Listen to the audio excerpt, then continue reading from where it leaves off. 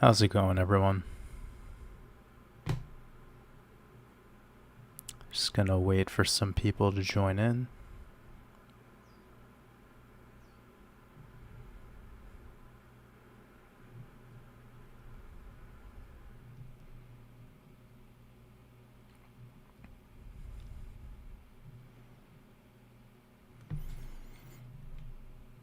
Let me know if you guys could hear the audio.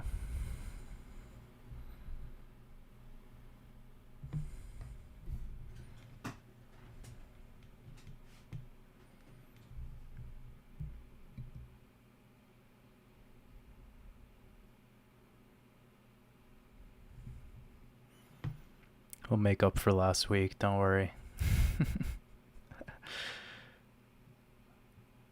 I appreciate every single one of you. I hope everyone's been having a beautiful week. It's been nice for me to take the week off of mostly doing content, but I did actually get around to doing that Shemitah decode a couple days ago over on Patreon. Talk a little bit about that once we get some more people in.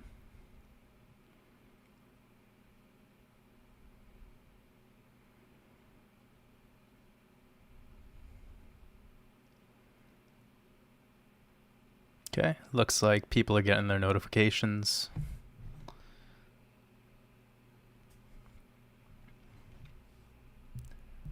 Get up to about 400, 500 people in here today.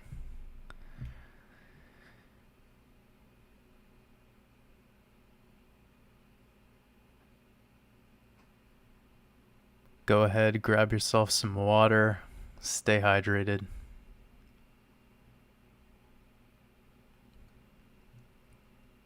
Say hi to some people while the notifications are going out.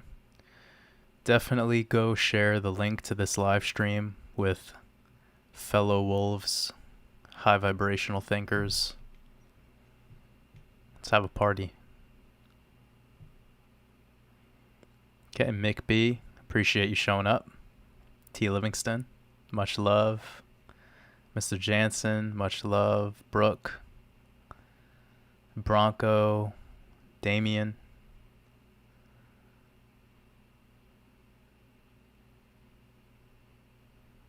It's great to have all you guys joining in. SoFlo, Zendalion,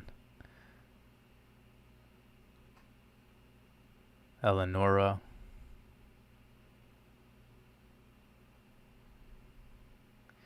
Andrew asks, where have I been? Been working, homie. Been grinding. Been making art. Focusing on myself. Focusing on the people that I work with. Scott Bryce, appreciate you, brother. Sending you lots of love over there to Atlanta. Gary,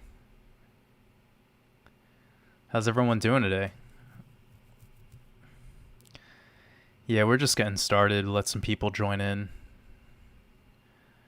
Take a little bit of time to say hi to some people and then jump into some stream of consciousness, as always.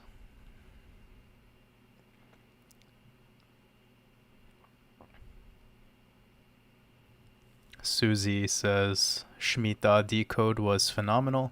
Thank you so much. I appreciate you. That really means a lot to me. I had a great time getting that decode ready. It's taken me a little bit of time to coordinate when I would release that because I'm always working on these decodes in the background. I'm always decoding. Pretty much never take a day off of doing that. But I'm always trying to find the utility behind the decodes, not just coming up with a bunch of numbers and piecing them together for no reason. I try to have some rhyme and reason for it. And I think to focus on the Shemitah while we're in the Shemitah year is very important. But again, you know, those people that have been along this ride for a while now, you know that I've been speaking about this for over a year. So now that we're here and we're living through it, you know, it's pretty amazing to see. I mean, just today I saw the Dow Jones down like 1,000 points in a single day. The volatility in this market is Absolutely mind-blowing. But the beauty of it all is seeing how ritualistic it is, to see the stock market giving up so much of its rebound over the past couple months, but the crypto market pretty much being unscathed. So it's amazing how these markets act on specific days. We've been noticing lately that the 21st through 24th of every month so far has been pretty lackluster. But we're not going to talk about crypto today. Not the vibe. I'll probably make a video next week, earlier in the week, maybe next Tuesday. But of course, over on the weekend, I'll be doing my next Red Pill podcast. We'll be going over the market there. Definitely needed to take this week off of doing YouTube. It was necessary, especially after last week, the way that live stream went. That was like a sign to me to take a break from YouTube. But it was really great to be able to connect with Donut Factory, his interview that we did together that was filmed actually probably 3 weeks ago or so, maybe even more. And it was finally released on his public YouTube. So shout out to Donut Factory, sending my brother Alex lots of love. It was so great to see people respond so positively to that interview. And although there might have been a lot of things shared in it, and his editing work is incredible, a conversation between me and Alex, me and Donut Factory, could go in so many different directions. So he really did his best of compiling everything that we spoke about into one comprehensive and cohesive, piece of content for everyone. He has a very big channel, so for him to be sharing this conversation we had with, 70, 80,000 people, I'm definitely very grateful for him. And I'm grateful for everyone who's shown up, who's new here from Alex's channel. Again, shout out to brother Alex over at Donut Factory. And if any of you have yet to watch the interview, it was just released a couple days ago, but it goes into some very incredible topics. And it's great to see his decodes getting sharper and sharper every single week. So lots of respect. Vladi, I appreciate you showing up. We almost got about 200 people in here, so it means our notifications are going through. It's good.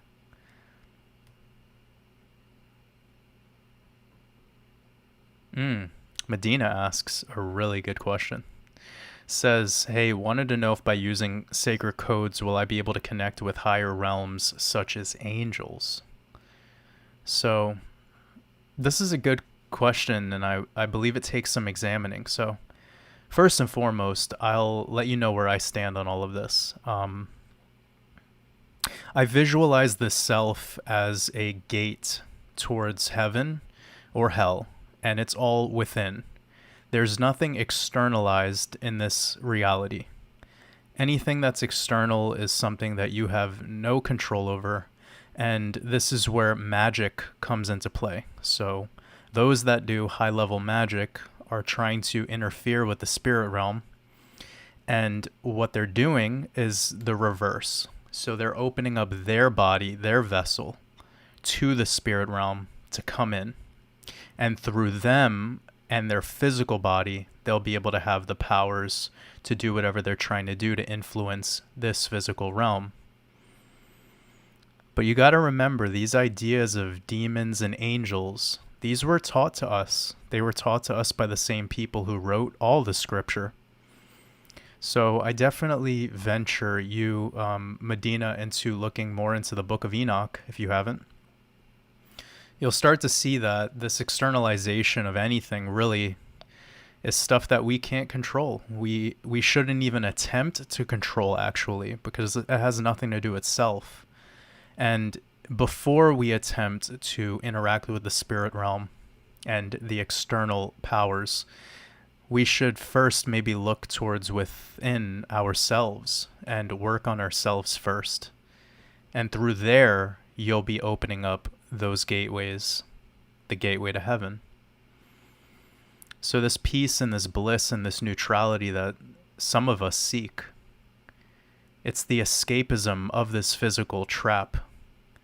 And to be caught up so much in this externalized energy of the spirit realm takes a very high level of understanding of what's going on here, especially when it comes into sacred geometry and practicing magic.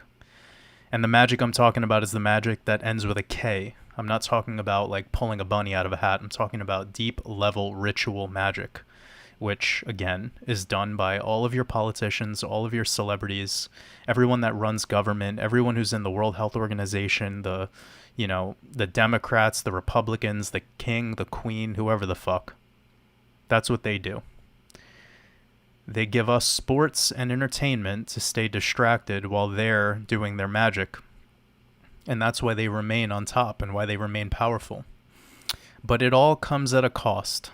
So the reason they're doing magic is because they need to do magic, because they have actually no power in this physical realm. All they have is the power of influence over us. What you have that they don't have is access to love. They don't have access to this, and they almost hate us for this. And this is why they do what they do. Because you have so much more power than they have. What we're failing as a species to do is to remember this power we have. And they rely on us pointing fingers at them and hating them. But you got to remember, they're just magicians. They take your hate, they take your worship, and they convert it into whatever currency they would like. Because that's their skill. Their skill has nothing to do with controlling you physiologically or physically. There's nothing they can do in that regard. They're very frail. They can barely exist in this third dimension. And they want so badly to get out of this dimension. But they can't because they're trapped here.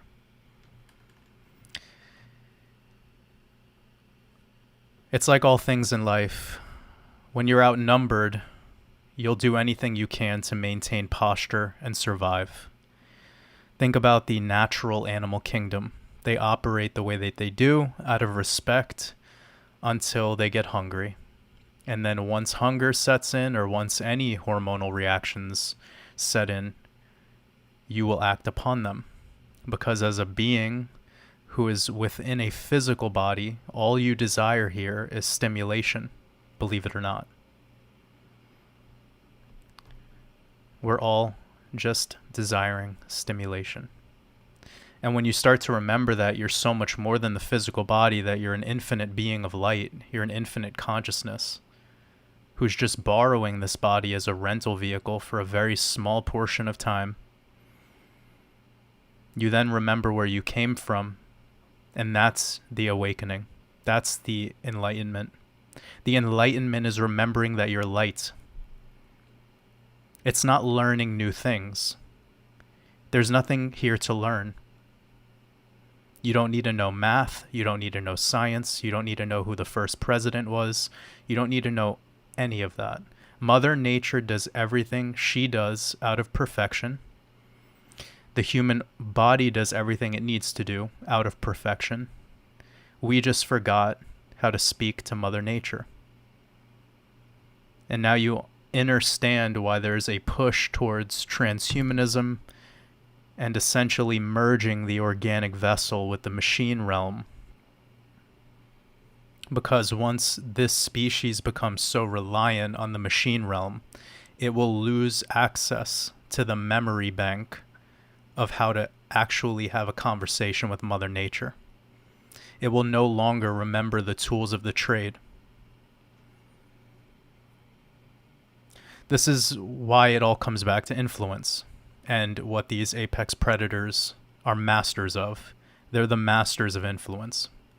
Because if we all remembered where we came from, and we all remembered the tricks of where we came from, all of our answers will be free of charge. Everything would just be already figured out. There's really nothing complex about this thing. Haven't you noticed that the most profound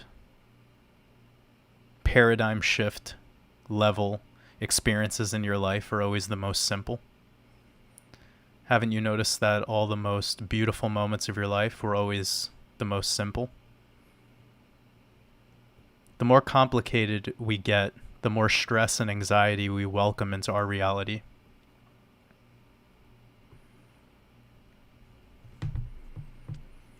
Sometimes I surprise myself because the things that I'm the most passionate about are quite complex. It's sort of a paradox. But it's because now I'm at this stage where consciously I'm okay with whatever happens. Consciously I'm okay with letting go of this physical realm. So it's become so easy for me in that regard.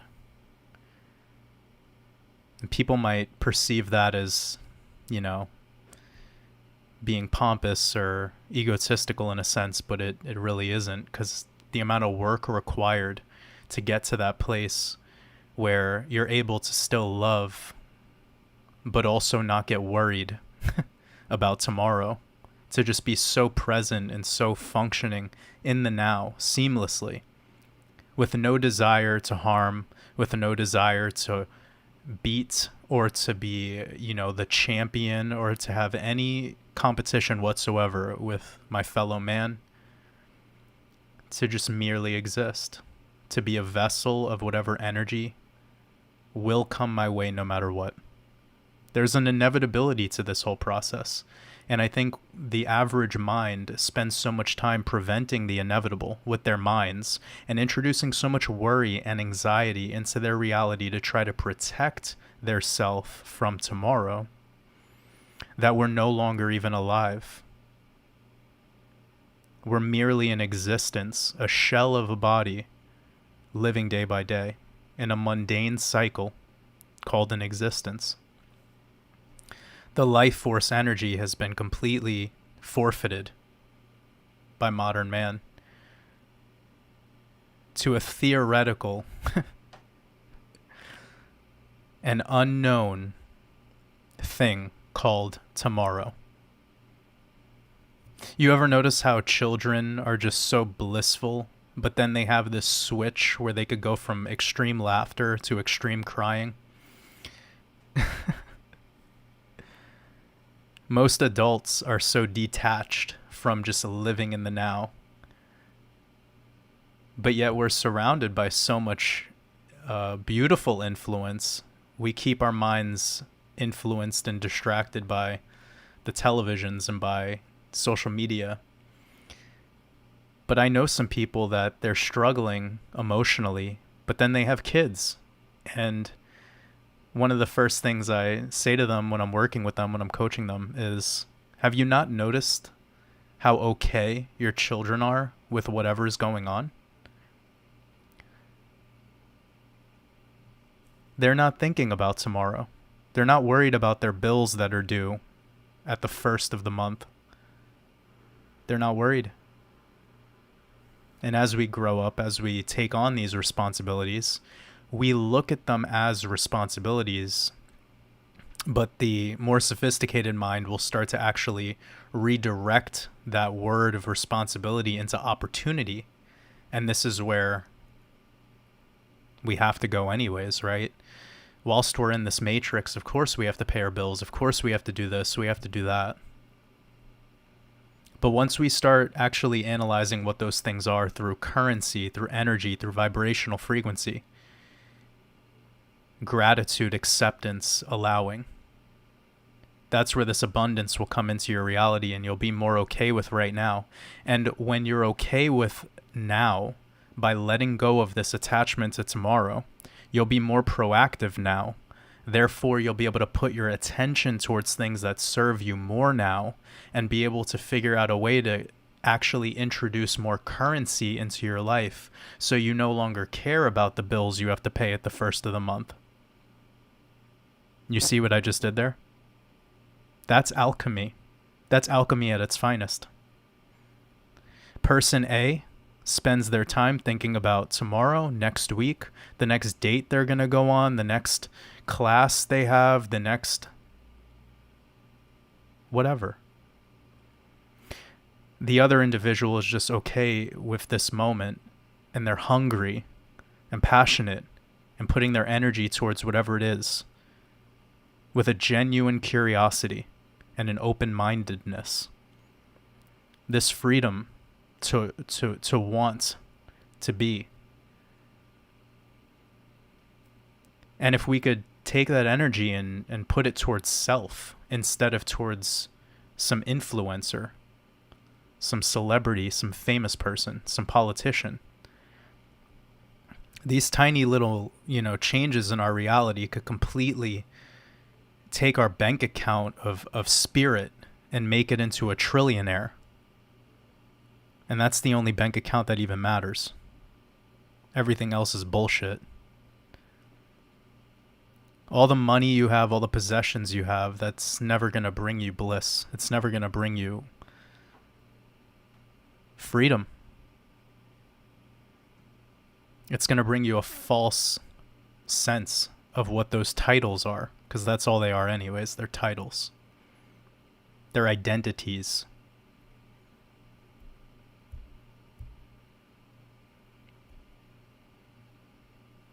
But I like this question about the codes.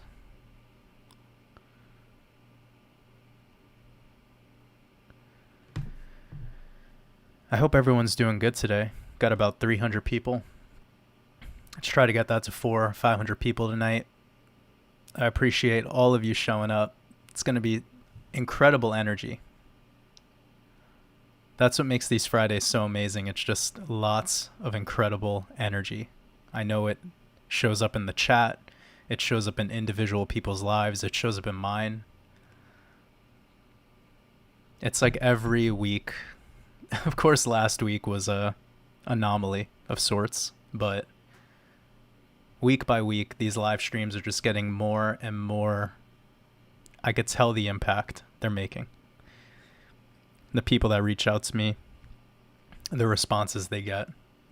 So it's a beautiful thing to take some time every week to do these. I'm just going to read through a couple of comments. Got somebody in here from Barcelona, Spain. I appreciate you. Dustin said, skipped an Illuminati pool party to be here. Let's go. I love that. Sending lots of love over to New Jersey. Jai Chef says, hello, everyone. How are you, Jordan? Hardest working man I know. Bless. Much love. Let's have a good Friday night. I appreciate you. Thank you. Yeah, even though I didn't put out a YouTube video this week, it was equally as intense. Working on so many things in the background, but it's all good. One of the other things that I noticed too about these Fridays is, so I do work every single day, by the way. I don't take days off. I almost don't believe in days off, the same way I don't believe in retirement. I don't really believe in anything, to be honest, at this point, but what I'm trying to say is there's something within me that makes me want to consistently do as much as I possibly can every single day with very little rest. And these Friday live streams are wow, they're like a recharge, Even though some of them go on 3 hours, they're it's like recharging the battery in this really interesting way. And it goes to show when you have a group of people gathered together and we're just, shooting the shit, just examining all these ideas. It's an amazing energy that could be gathered. So it's beautiful. But last week was I don't know what the hell was going on. It was some higher forces were trying to shut down the show. It was actually pretty cool. On the fourth attempt, for anyone who was sticking around, by the fourth time of restarting the live stream, we started getting into Saturnalia and talking about a couple of the things that I spoke about in my recent Patreon video that I put out, the Shemitah Decoded. And wow, there was just so many incredible connections to be made. I'm still making more connections about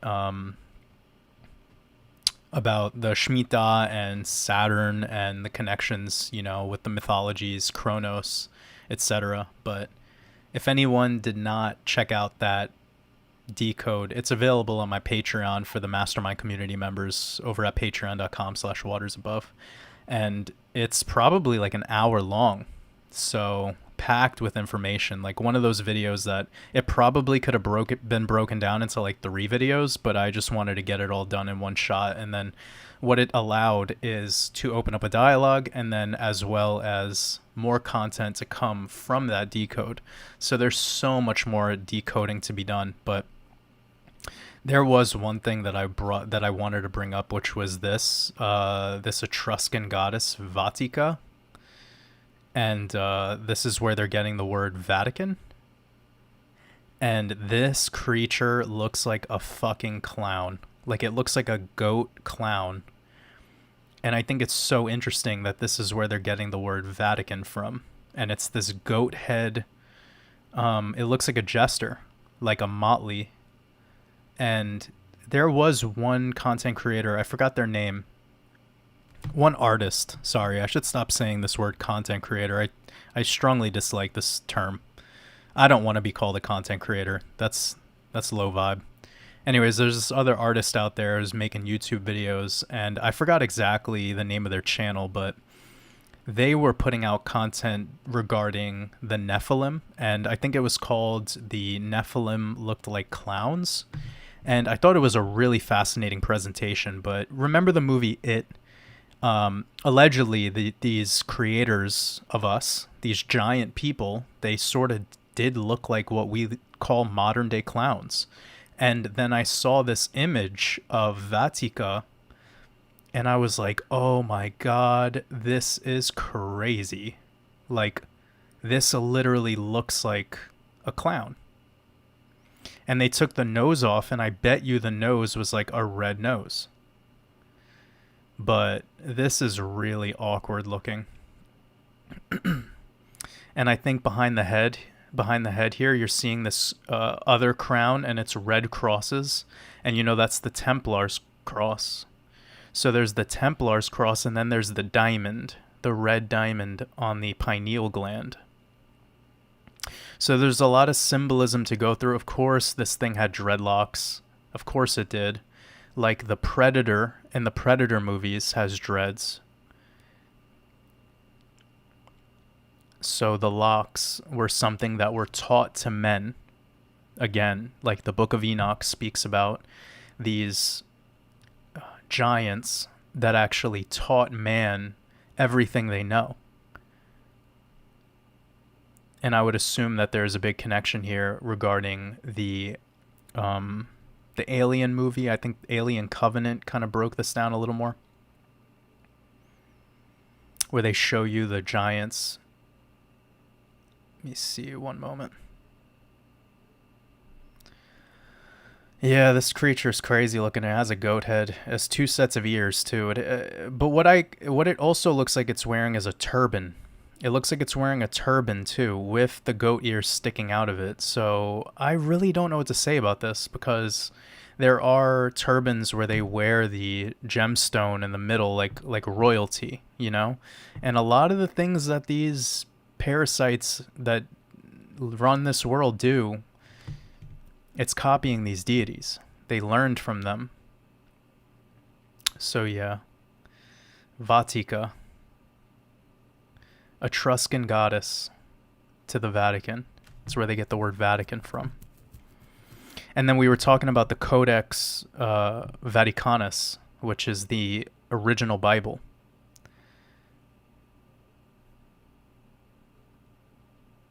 Absolutely wild. Maybe we'll jump around to this kind of stuff later and just say hi to some people first. Got a lot of people up in here. Much love over to the Netherlands. It's great to have so many people from the Netherlands joining in. I appreciate every single one of you.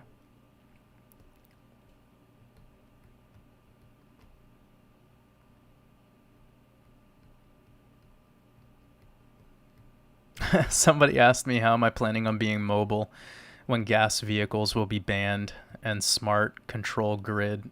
It's going to take a while to get to that, guys. I get it though. I get like the concern that some people have, but it's going to take some time for us to move into that sort of reality. Like 2050 would probably be the time frame that they're really trying to set that up for. What they're doing with Agenda 2030 is the mind control.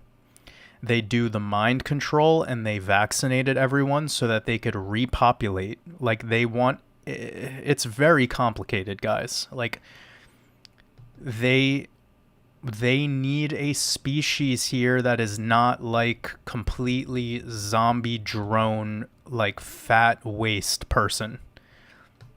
Sorry, but that's the clear pill.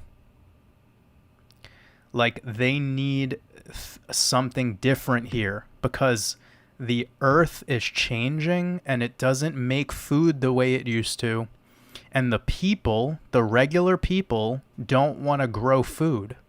So we just have to, like, it is what it is. But when we think of this ultra technological, like, advanced world, it's going to take a little bit of time. They don't have the full blown, system in place just yet. They're laying the tracks for the train. You know what I'm saying? Like, they're laying it down. This global railroad system will be developed and ready to go by 2030, but it's going to take some time. Like we're not there yet is what I'm trying to say. Right now, since the C word, they are trying to bankrupt, create massive financial distress, because when you create a financial problem, you will increase all other problems in a low consciousness human being, which is most of humanity. And again, this isn't to speak negatively or to call anyone names. It just is what it is. When you think of a financial problem in the average person, you're going to increase their anxiety and depressions, which will increase the poor behavior they have.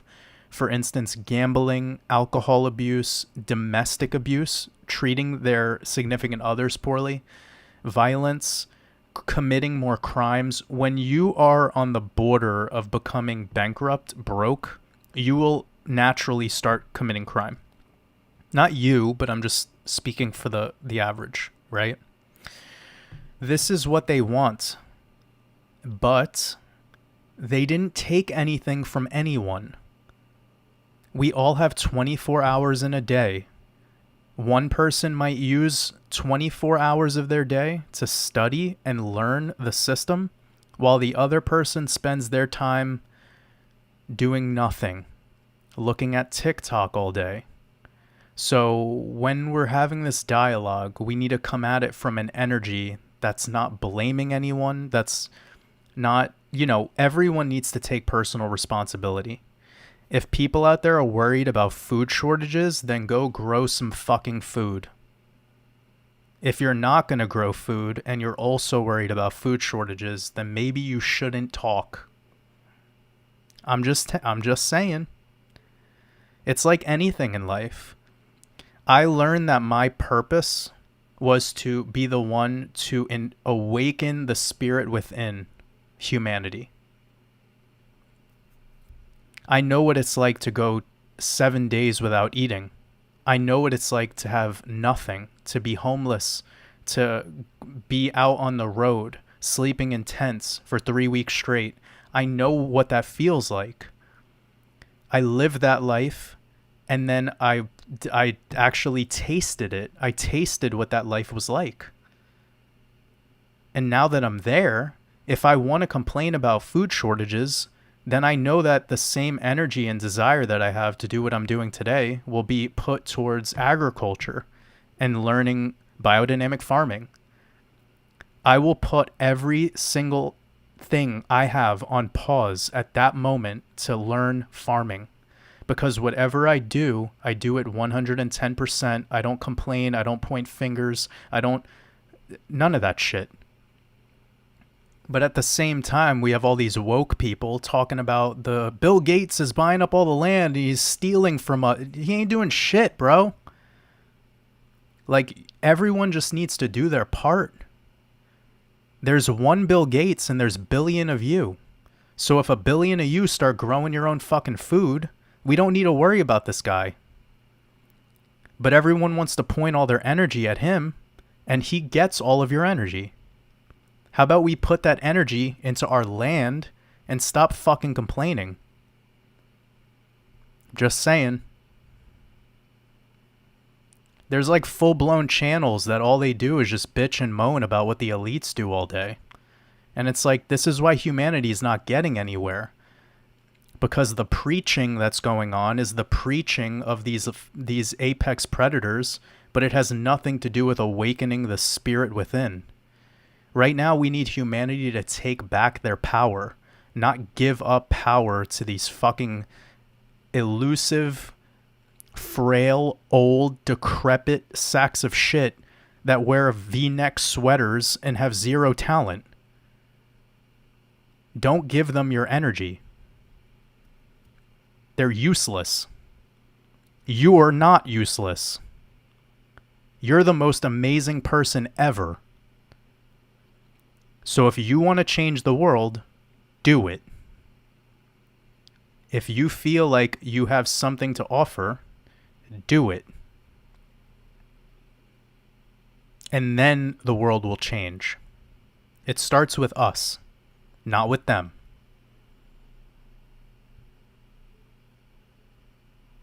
We really, really, really need to tune into this now, guys.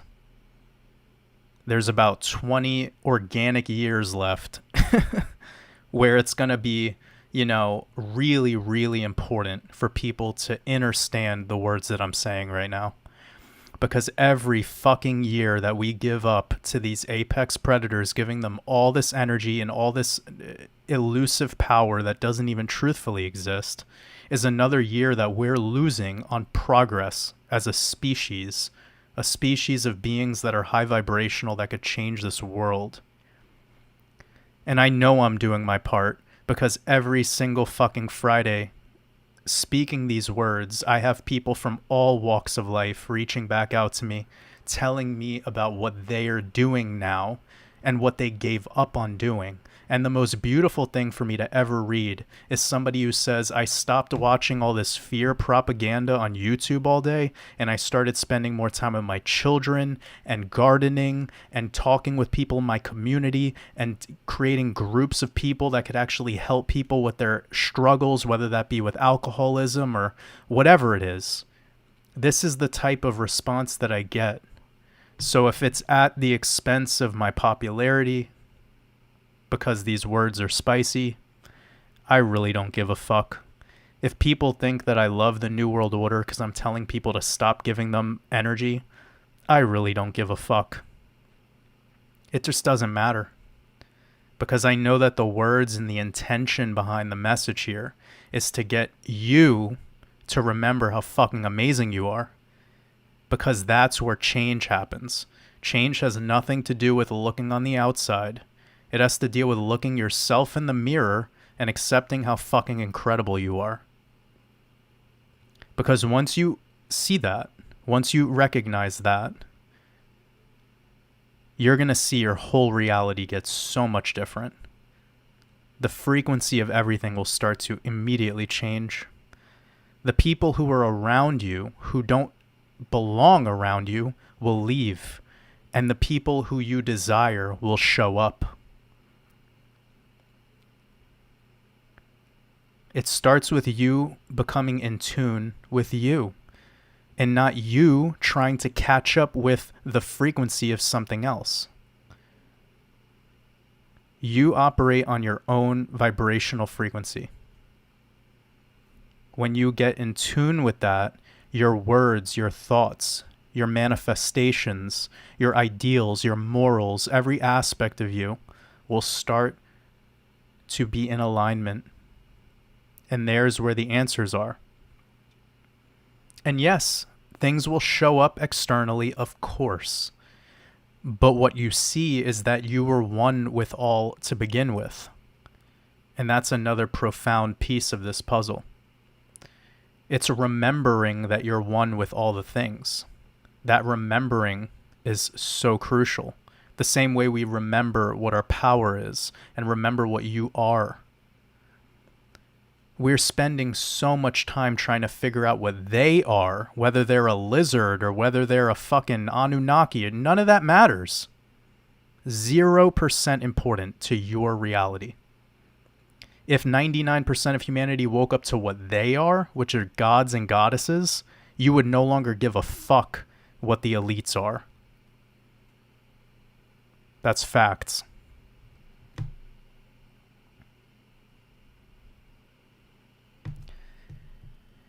Anthony, I appreciate your super chat. Says, do you want any kids or any words of wisdom towards people who do have them, I believe you wrote? I sort of missed that super chat as it was passing through.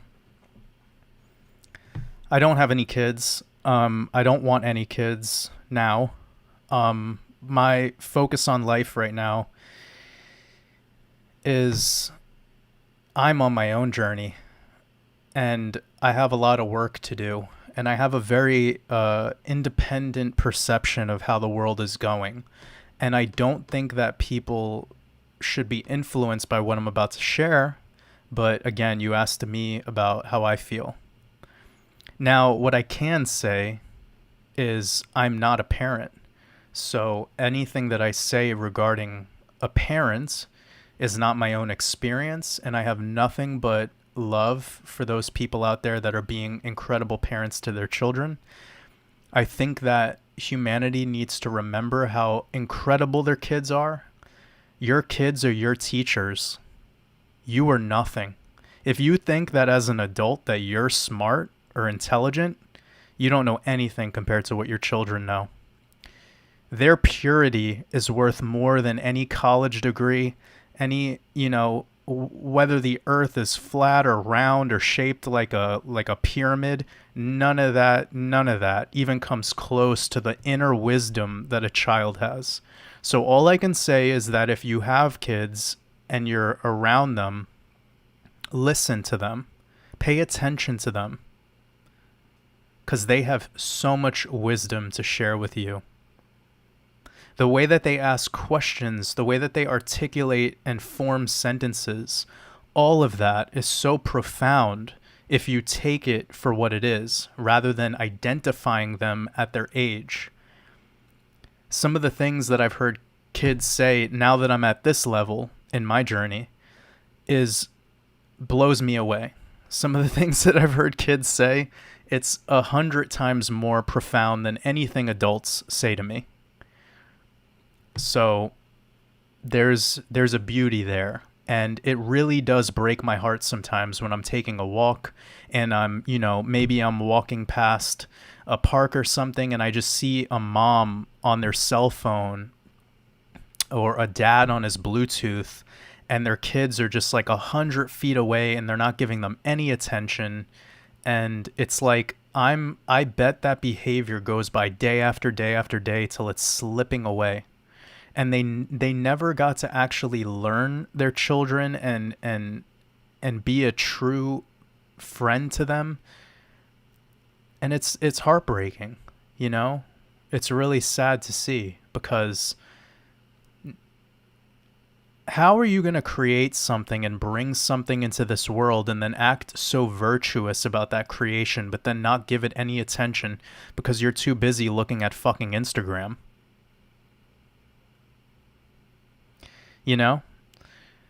So I know that's not really words of wisdom necessarily, but again, it's pay attention to where you give your energy. Pay attention to where you elect the energy. Because if you're going to keep giving it to all this bullshit, but then right in the other room of your house is your kids, like, you want to smile, you want to feel better, put down your fucking phone and go hang out with your children. Like, it's like that simple.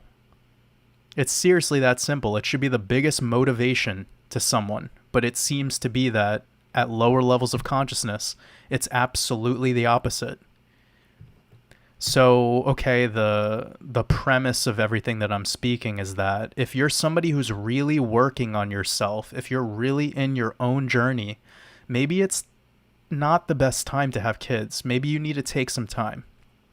Although, yes, having children may be the most enlightening moment for you in your life. It all starts with self. It all starts with self.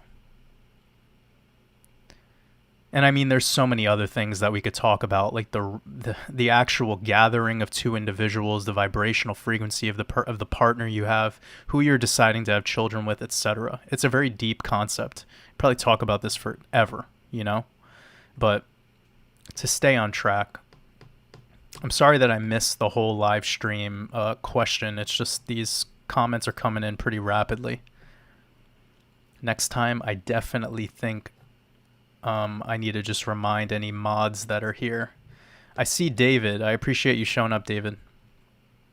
Any mods, whenever you see a super chat, if you could just remember to save the text and then resend it out to me so that I could see. Because whenever the mods leave comments, their names are highlighted.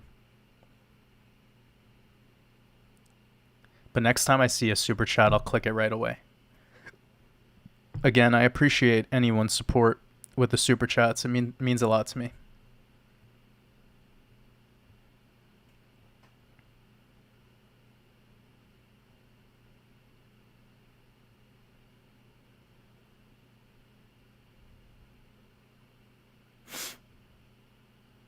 Alex says, loved your show with Coach JV. Thank you. I appreciate you a lot.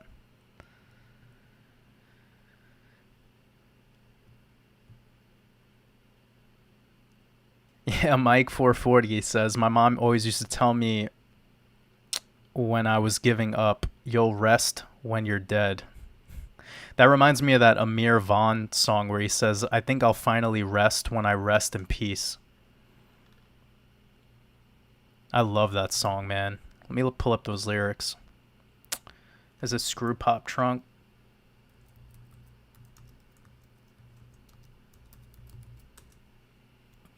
I don't remember. Yeah, Pop Trunk. Maybe. This is my jam.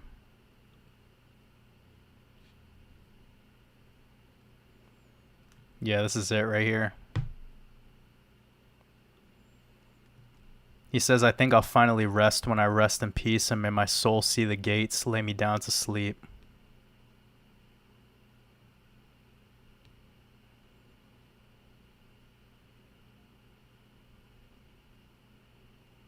There's some deep lyrics in this, man. I felt this one.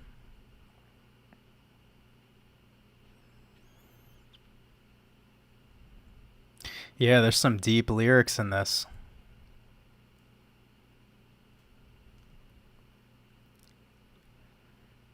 Damn. You see the blaze and that gleam, you see the things that I've seen, you wouldn't talk so much. You wouldn't be worried about me, about the friends that I keep, about the gold that I lost, about that drank on my teeth.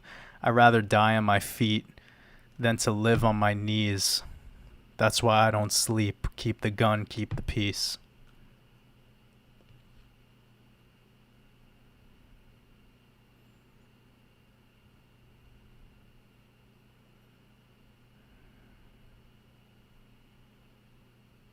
Some of these lyrics, man, like, it's emotional.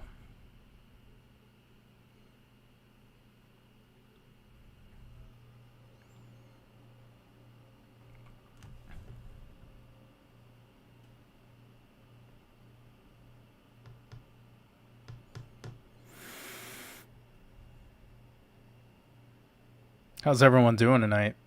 350 people up in here. Let's get that to 400.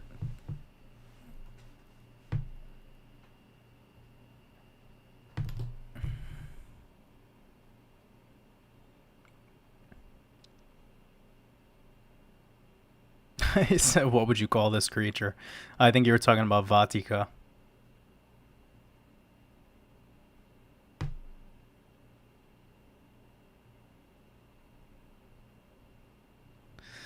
Peg Fen says, when are they going to shut the Vatican down? They can't. That place is a technology. You can't shut down a battery. All of those places, every building that you see is a technology. You can't shut it all down. It's infinite. It's harnessing energy from the ether. It's harnessing etheric energy. There's nothing to shut down.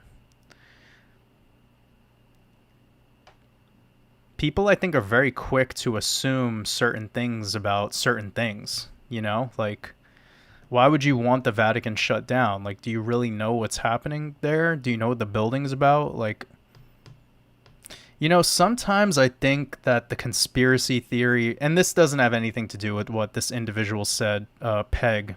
Sending you lots of love, Peg. This has nothing to do with you at all. I'm just ranting on the side because I feel like it's something important to bring up. But sometimes people like us, as more, you know,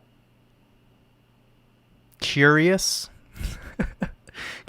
individuals, we tend to find out something new and then we just give up. Like, we think that it is, like, that's it. You know what I'm saying?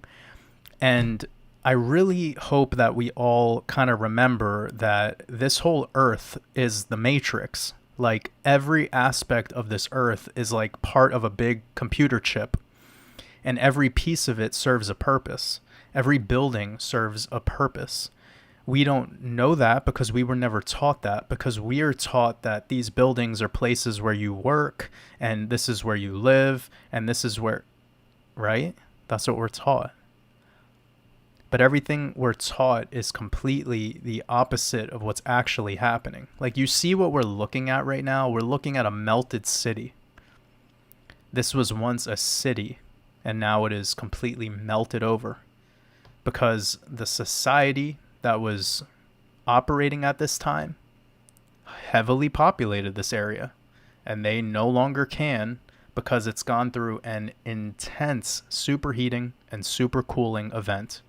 And now this land barely grows any vegetation. It's useless land, essentially. Now, the property of what's below this land and the energy that emits up from this land is very, very high vibrational, because there's no more low-level humans on this land anymore. Now, this is where cities of the modern day come into play.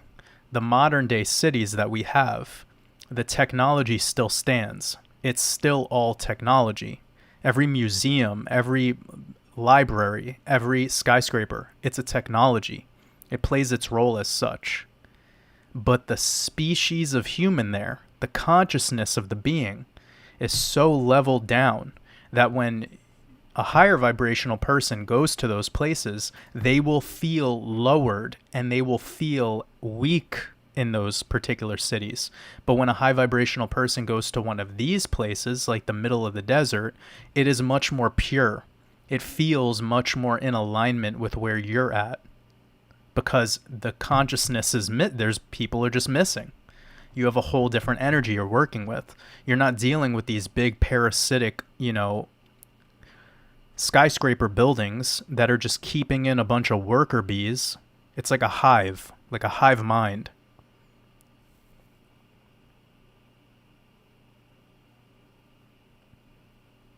So again, it's very easy to control people in those environments. Here, in a place like this, it's very difficult to control people. Your connection with Gaia is way better. But the parasite race that's been controlling this matrix for hundreds of thousands of years has been just fucking up each part of these places every time the human consciousness becomes too heightened across the board. They pull the kill switch. We should talk about this more, actually. This seems like something we all need to talk about more. But it's like, why do apocalypses happen? People think that it could only be Mother Nature, sure. But you have to remember, like, the technology that these apex predators are working with is very, very advanced. And if they wanted to use a high-level energy weapon, it could create volcanoes across the earth right now, and just the volcanic activity alone increasing, like the seismic activity across the board will increase. It will start to create a liquefaction of the entire Earth's crust, and we could have a mud flood that way.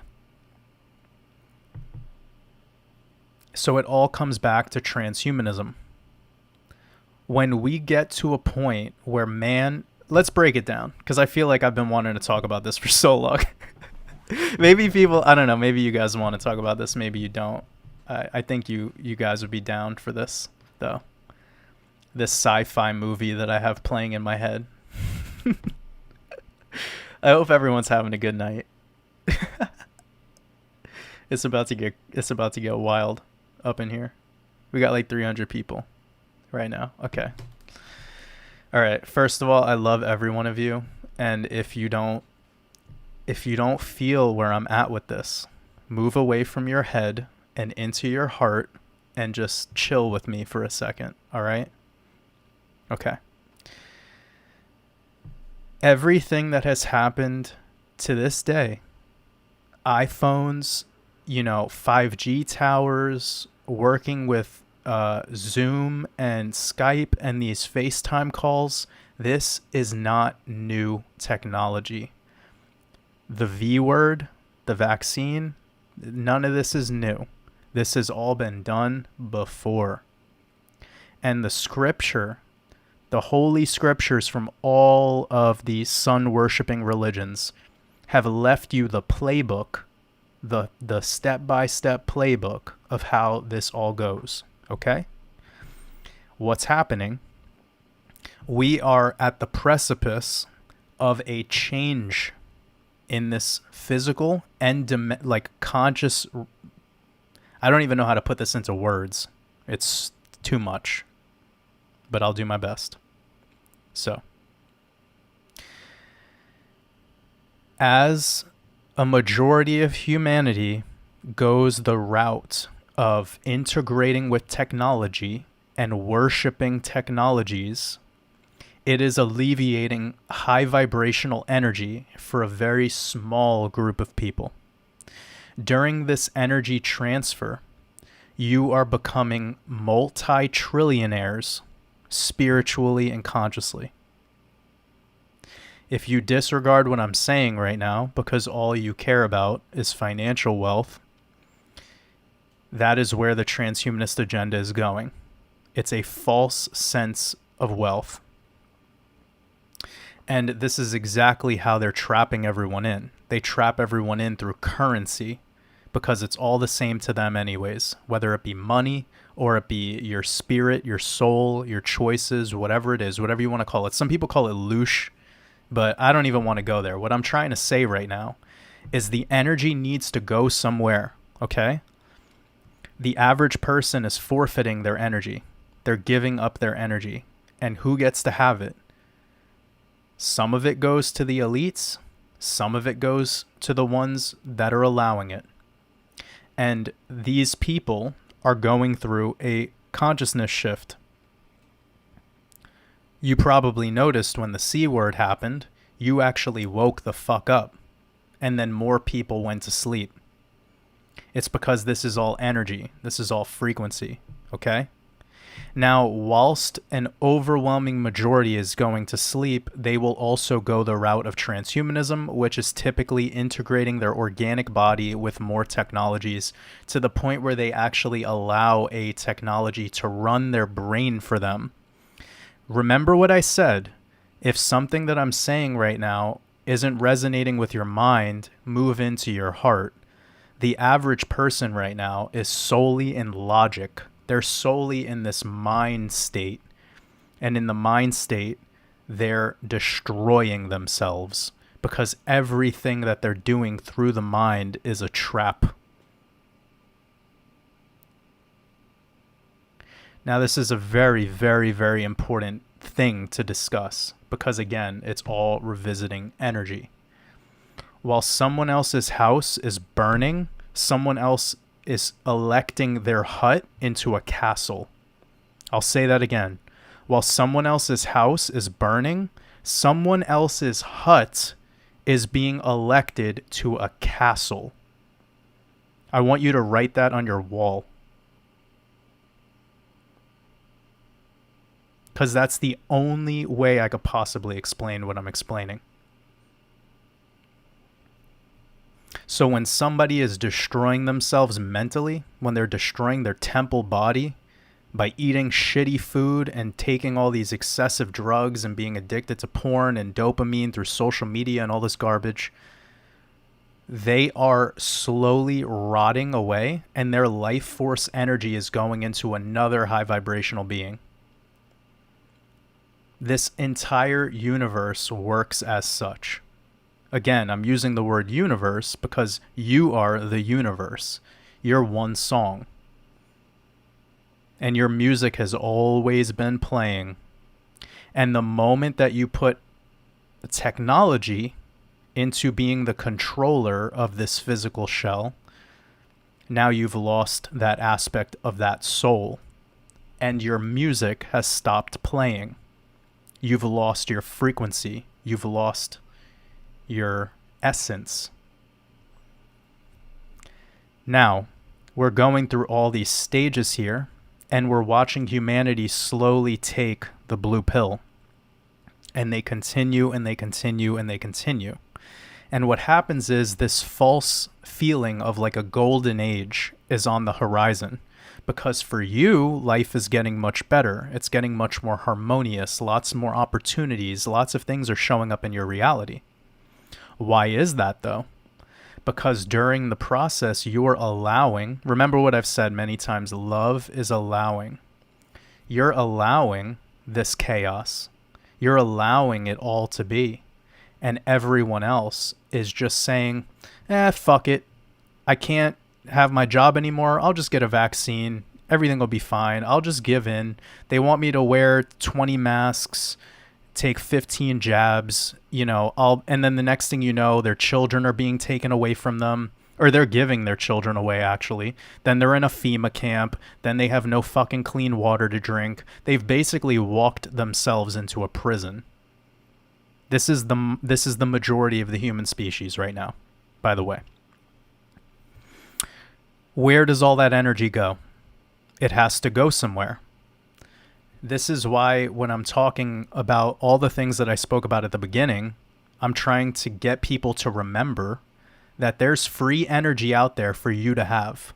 It's free of charge. And that life force energy that is available all over this realm is up for the taking. And it's either the elites are going to get it or you're going to get it. You get to choose. And where does it start? It starts with the freedom of the mind. It starts with treating your vessel for what it is and remembering what you are, which is not a life. You were never born. You never die. You're an infinite light. And you remember this, you start to treat yourself like this. And then nothing can defeat you. Nothing can harm you. Again, this is why I also said to pay attention to the way the children act, because that purity is where they are tethered to source. What's funny about all these woke people is they're trying to get connected to source. How does that make any sense? Why would you have to connect with source? You came here connected. You disconnected.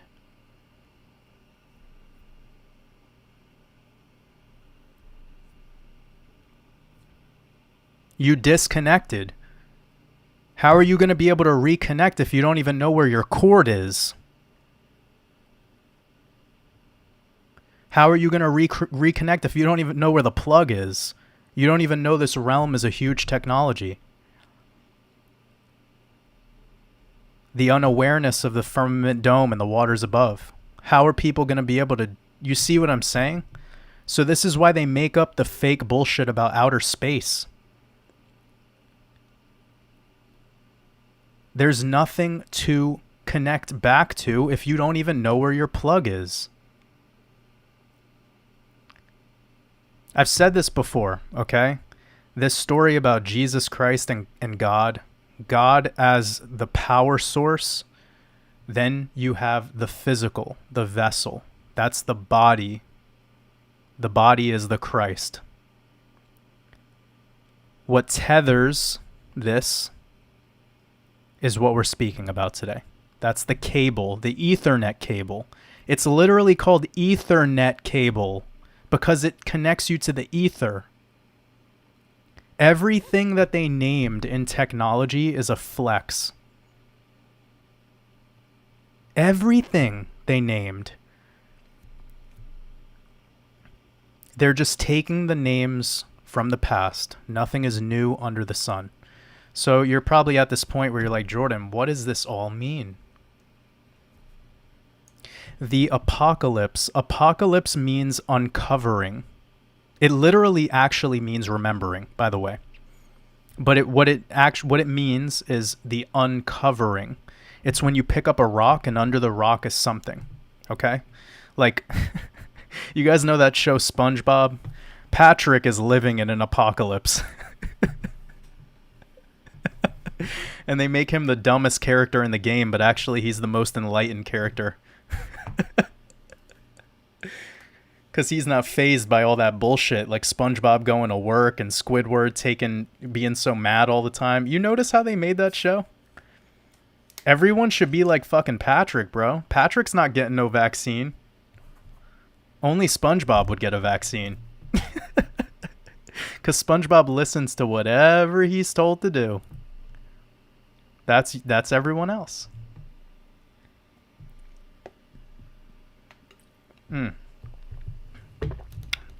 It's subconscious mind programming for children.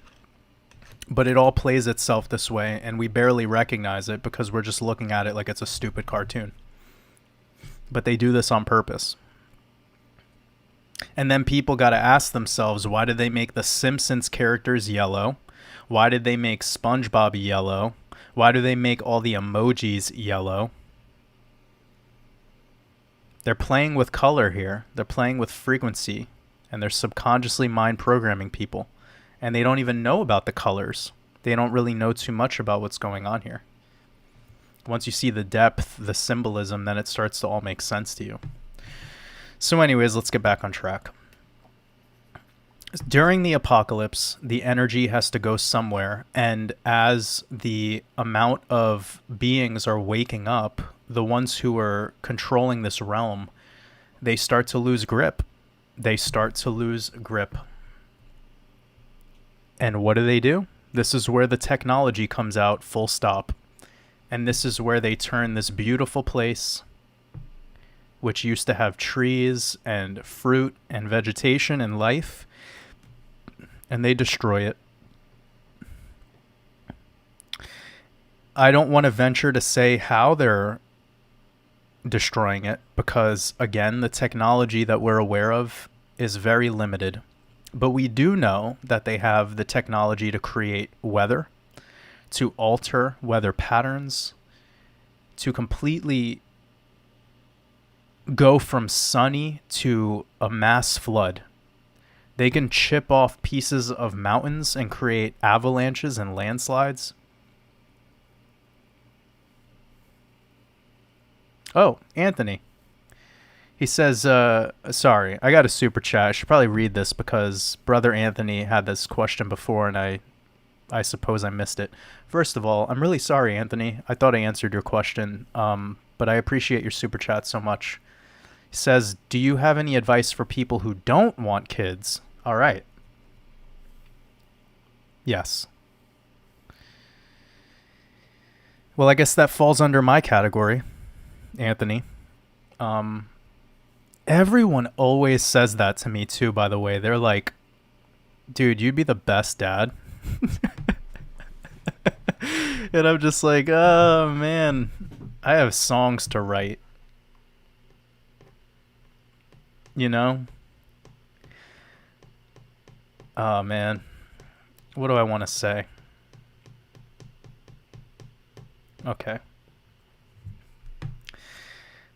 Here's the thing, right? If you don't want kids, then you're doing what you want. Then you're doing what you got to do. Like, it shouldn't be about wanting or not wanting kids. You just have to remember that it's a spiritual unity between you and another person who's bringing another ball of light into this matrix. Like, you just got to know what you're doing, you know?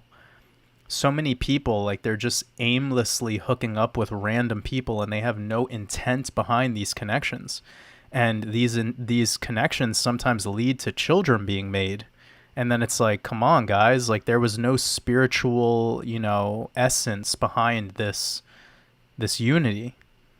It was merely just for sensation and for stimulation. And that's okay and all. Like, it is what it is. But I'm just saying, like if the byproduct is a kid, then look at the world we have and look at why a lot of people aren't taking care of their kids because they didn't really want to have them. But you also don't need to feel like you need to have a kid. Like, don't ever feel like you need to do something while you're here. You should be doing whatever it is that you align with doing, whatever has purpose to you. The more that you force yourself to do something in this world, you're basically trying to have free will. I have a good thing to say that I picked up from somebody. I don't know who it was, so sorry that I'm not able to give this person credit, but they basically said that free will is when you make all your mistakes. And you guys know that me and Logan, shout out to brother Logan, by the way. I don't know if he's here right now, but lots of love for him. And go check out Decode Your Reality. He's the greatest decoder alive right now, for sure. But anyways, me and Logan always talk about the idea of like what's going on here with the decoding and like whether if we do have the ability to control it or if the ones who are leading the world are, let's just call it, influenced, if they are being used, as Logan likes to say so eloquently. And where I heard this individual say this statement where she basically said that free will is when we make all of our mistakes. And that shit was like so profound to me, like I was like, wow. Cause I align with that. I literally align with that. Like, I think that everything that I've done in my whole life was me being in alignment with my higher self, with my purpose. And every time that I fucked up and that I reacted negatively to it, it was my higher self pulling me further away from the finish line. But when I started to make mistakes and remind myself that every mistake I've made was my greatest decision, my higher self put me one step further than I deserved to be at that time. It sped up my journey. I don't like using the word deserved, by the way, but I was just trying to come up with a quick, example. So free will is when we make all of our mistakes, but all of our mistakes are our greatest decisions. So what we need to do is when we make those mistakes, just be grateful. Just be grateful. Love it. Love the process. Okay? So free will is when we make all of our mistakes because we're trying to go and get creative. We're trying to reinvent the wheel. And remember, this whole world is the way that it is right now, the great things of our world, because geniuses were crazy. They did shit that was high risk and it ended up being high reward eventually. But without those people, without those individuals, we wouldn't have all the amazing art that we have today, all the incredible, profound anything. Like, I wouldn't be here right now. I would not be here right now. My mind and the way that it operates, I am so comfortable with where I'm at with my words. I have no shame. I'm not worried about anyone's judgment. None of that matters because I've tuned in with a frequency of love. And now that I'm aware that every time I do mess up, every time that I do make a mistake, it was actually the greatest thing I've chosen to do. I chose to do it. It wasn't actually a mistake. I was just trying to get fancy. And my higher self said, "What are you doing? Stop that." But that changed my life. Absolutely changed my life. So again, this might return back to that question talking about kids and about people who don't want to have kids and the advice for those people. Work on yourself. Work on yourself. Work on yourself so much till you find someone who's finally able to get to be on your level, and then see where that takes you guys. But it's not about not wanting to have kids or wanting to have kids. Like, it's just the process of unity. It's just something that eventually happens. It should happen harmoniously, and it should be a beautiful thing. When we desire so much for something, that's typically when we need to ask ourselves, is this thing that we desire something that is going to be beneficial to where I'm at in my journey? Or is it something that I'm leveraging on because of my state of being right now? So I'll clear that up. A lot of people like to do shit just to take their mind off of the misery that they're experiencing. Ooh, this is bad. Ringo Stark said hip hop is Illuminati garbage. Wow. Mamma mia. How did you make it this far through me speaking today? Wow. Everyone, let's learn a lesson from this way of...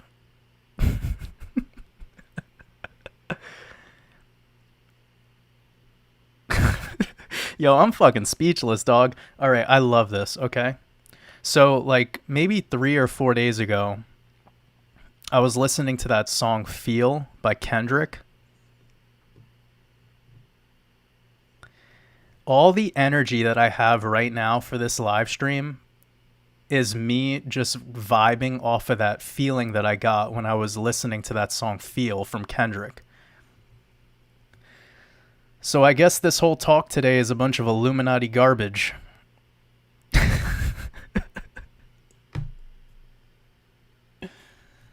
Mamma mia, man. Come on, Ringo. Get it together. You know what we all got to do when we're projecting out our feelings and our words? Work less on the group and a little bit more on the individual. So when we're spellcasting and we're projecting out our ideas about other things through the lens of judgment, it should go through us first. But when we categorize an entire art form into one, really judgmental statement, it says a lot about where we stand as an individual. So I'm just saying, because we all get to learn from each other's spells. Every time you see someone else spell casting, this is a moment where you get to zoom in to how they act, how they behave, and you get to learn from it. And I love this person for saying what they're saying. They're on their own journey. But when we speak such words, we sever our creative energy, our creative juice. I've personally met people that have taken themselves from having $0 fucking dollars to being able to feed their children because of rap music. Ringo. People I personally know who are not Illuminati. I've watched them turn nothing into poetry and be able to feed their children.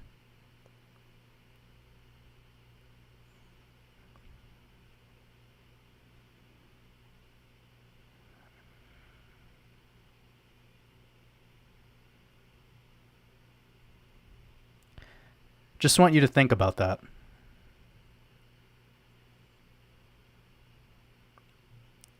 One man's garbage is another man's food for his children, I guess. Shout out to all the artists out there, no matter what music you make, no matter what YouTube channel topic you're doing, no matter if you're doing pottery or you're a chef or you're a painter or you're a sculptor or you're making, your own fragrances, you're a perfumer, whatever you are. Shout out to you. And I love you because you're being creative. And if anyone ever has anything negative to say about the art that you're doing, fuck them. Get that person as far away from your life as humanly possible. Keep doing you. Remember I said that.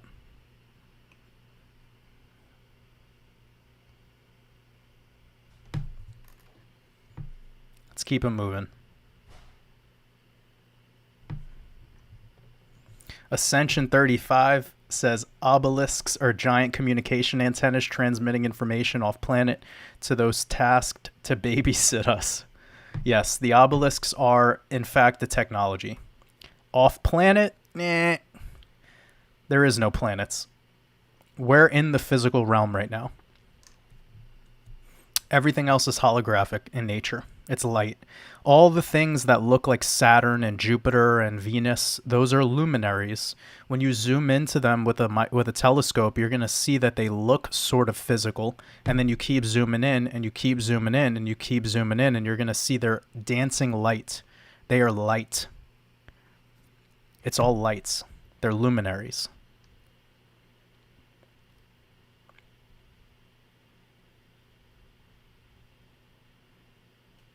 This is the physical realm. This is the physical experience. We're here. Enjoy it. And yes, the obelisks are a technology. That's facts. The phallus of Osiris. That's what it is. The pyramids were not healing centers. The pyramids are parasitic mind control stations. The pyramids are literally what is keeping the vibrational consciousness of man at its lowest materialistic state possible. People get so caught up in worshiping these great structures as something that's helpful, but in actuality, it's what's keeping man in this obsession of physical. It's keeping man obsessed with the material realm. That's what the pyramids are doing. Nothing physical heals you here. Nothing. The closest thing that could heal you has some physicality to it is water. And that's liquid. And water contains liquid crystals, and then we could keep going on that route, but yeah. There's nothing physical here that helps anyone. You have the ether, and everything else is sort of just here. It's really heavy mass. Nothing physical can heal you at all. Only energy.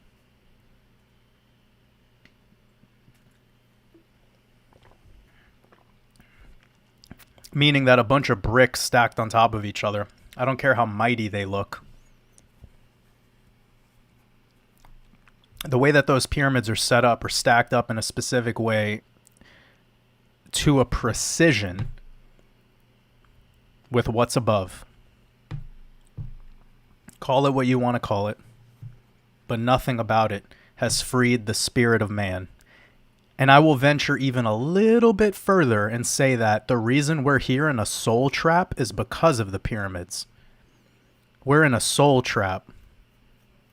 I know that hurts people's feelings. People think that there's this heaven and hell thing and that their spirit is going to go wherever they think it's going to go, and when they die, they can look to the blue light or the red light or whatever the fuck. No.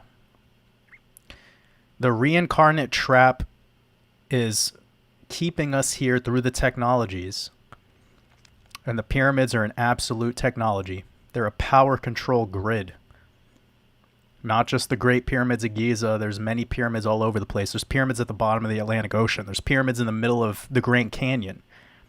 There's pyramids in China. Pyramids in the middle of Ohio in the United States of America. There are pyramids everywhere. They are an interconnected control grid to keep the human consciousness at a very low vibrational state. Obsessed with the physical realm. Obsessed with this physical reality. The Matrix. That's what those pyramids are all about. Never see anything good out of these physical structures because you are a being of light and you're within the physical structure right now. And the only thing that you can do is treat your physical structure proper, and you're never going to get any answers from other things. That's also a huge reason why nobody really knows about Tantra and the power of that. So if you're going to merge with other beings, that's a different story because you're comprised of the waters. So you could interact with their electricity accordingly. But you need to know a lot about what you're doing. But yeah, we're so magical that when we unite with somebody, we can make someone else. That's how incredible we are. Again, like we were talking about kids before and all that, and it could go deep.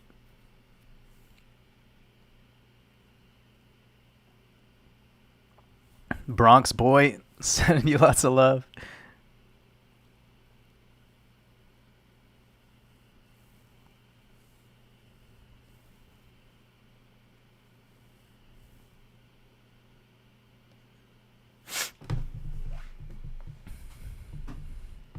Somebody asked, "What's my preparedness strategy?"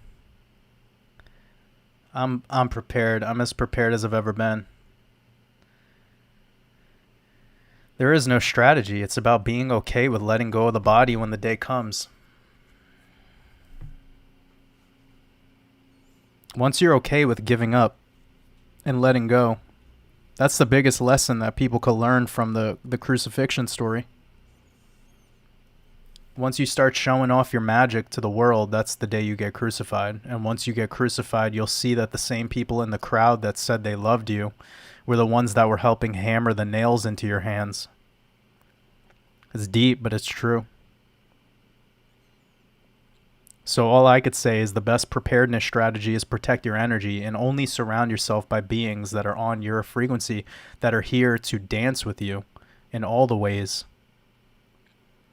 But if you have people that are here and all they want to do is have a sword fight, then guess what?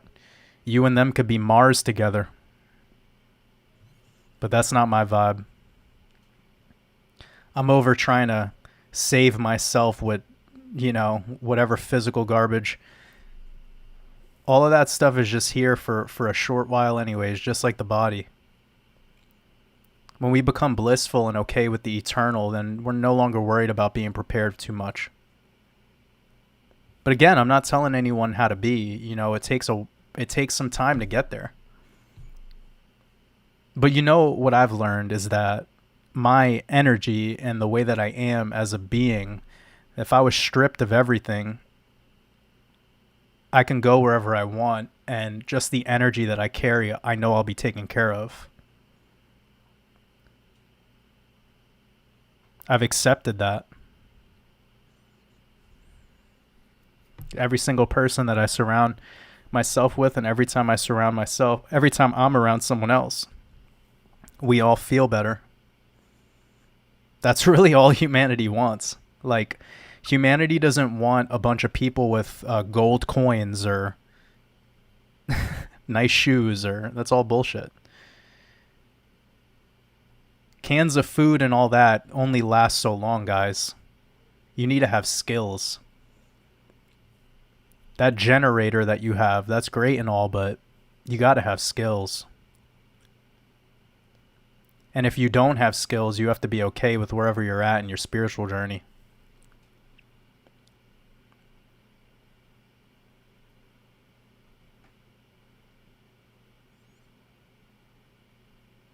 Oh no. Get some funny comments. Oh, sorry, I'm reading some comments that are making me laugh. All right. I'm going to move through what some people are saying. Hey, Jenny.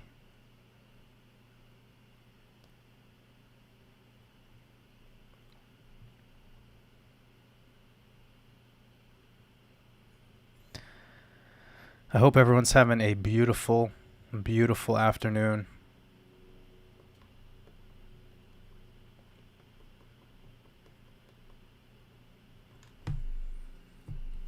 I love outer space believers. That's my favorite.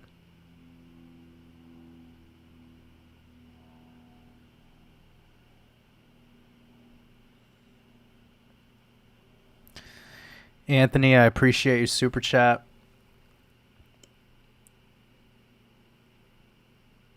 Put your energy towards what serves you, brother. Like, you're going to be doing exactly what you need to do. I know that. I know that for you.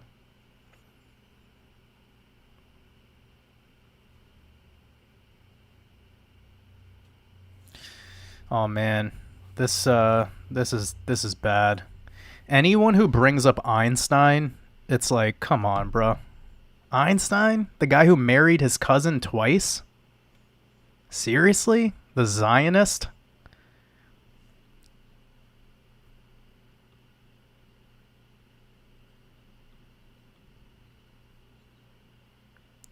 Jeez. We still believing in these frauds?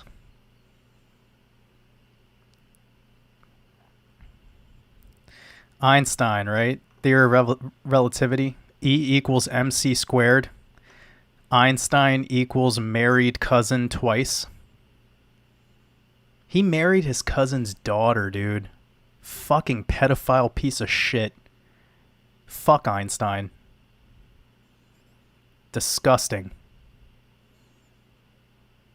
Disgusting human being. Can't believe anyone even takes that guy seriously. He's a fucking pedophile, dude. People got to do their research on people, man. All of them are fucking pedophiles. Darwin's brother. They're all fucking yuck. Sorry. Shouldn't get so spicy, but thought we were above this.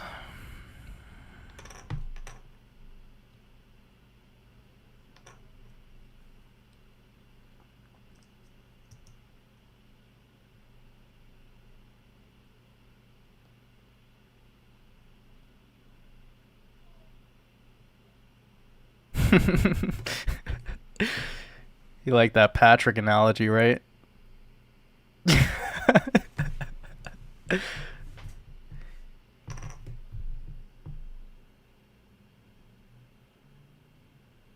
Yeah, anyone who jumps into these live streams like in the middle of them, they're probably like so lost.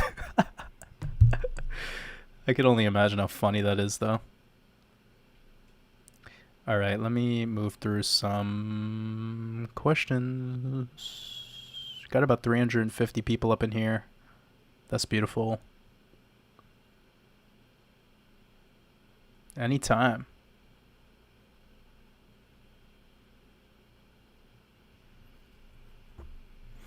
Oh, yo, Jay Barone made a great point. That's a good point, Jay.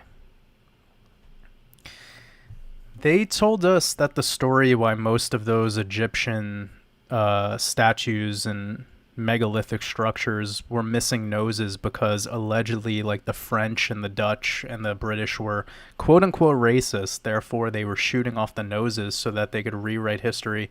And yeah, you want to know that I think that's all bullshit. I think that the nose that they carved out was probably very fucking weird looking, and it was a way that we could easily detect that it is not a human being. So they were shooting it so that they could give that narrative. But remember, they always tell you a lie and then put another lie next to the lie, so there's no way to actually think.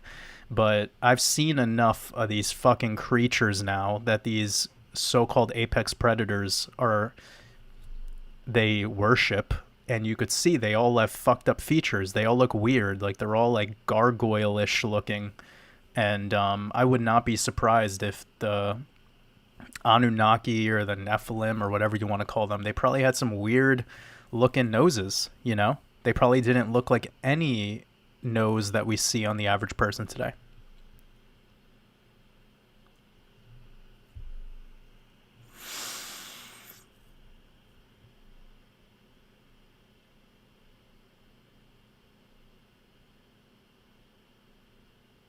G Gatspa says some words of wisdom. I think what you said was beautiful.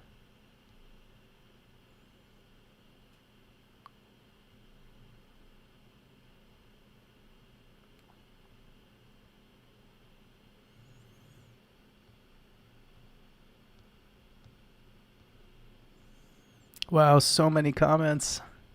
It's amazing to work through. So Erwin says, this is a very divisive question, so please remember, everyone, that what I'm about to say is just my truth. So Erwin says, do you think it is okay to apply the Bible? So I'll let you know, just to kick this off, when I first read Genesis in my like journey of truths, so I've been on this tip for a while now. Like, what I do with crypto like pales in comparison to the stuff that I've experienced in my life and that I could discuss. I just want to kick that off because, again, a lot of people find my YouTube channel and they think like all we're talking about is crypto and Gematria, but it's quite more than that, as you've all seen so far tonight. Now, I read parts of the Bible tons of times throughout my life, and I always didn't resonate with the groupthink and all of this, kind of cult-like behavior that was going on in all sects of religion, all of them, right? But when I reread Genesis from like a more enlightened standpoint, I fucking cried. Because I was like, wow, all this time I've been learning all of these truths independently, and this one part of the book told me all of the truths that I needed to know without any excess research. And it like really fucked me up.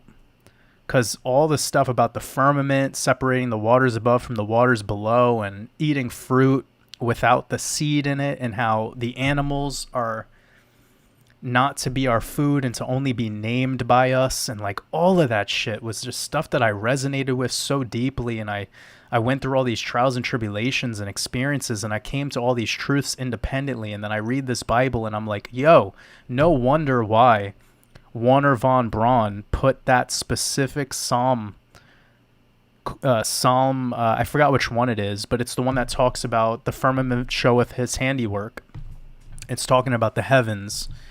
And yeah, man, just really deep. It's why I named my channel this, and it was a lot for me to take in at that time, because I was learning about, Tartaria and the mud flood theory, and past reset civilizations, and crater earth, and holographic realm, and what the planets really are, and all. Like, I knew all that, man. I was already doing 7-day water fast, 3-day dry fast, multiple 3-day dry fasts, silent retreats, like everything, starting businesses, making a bunch of money, giving it all away, restarting it, ending friendships and relationships on purpose just to test, certain, I did it all.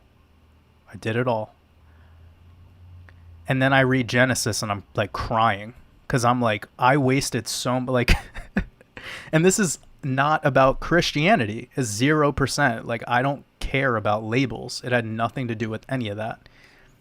What I had was the pineal gland and the open-mindedness to actually see and examine what the fuck I was reading for the first time ever. Conscious reading. And when you get to that state, when you transcend to that state, things are better. Things smell better. Things taste better. Things sound better. What you learn makes more sense. Again, remember what we were talking about earlier with talking with children.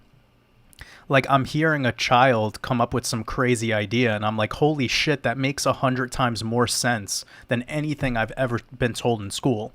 And it's coming from a 4-year-old, because it was just activated. Reality was reactivated through remembering all of these things, right? It's a very profound experience.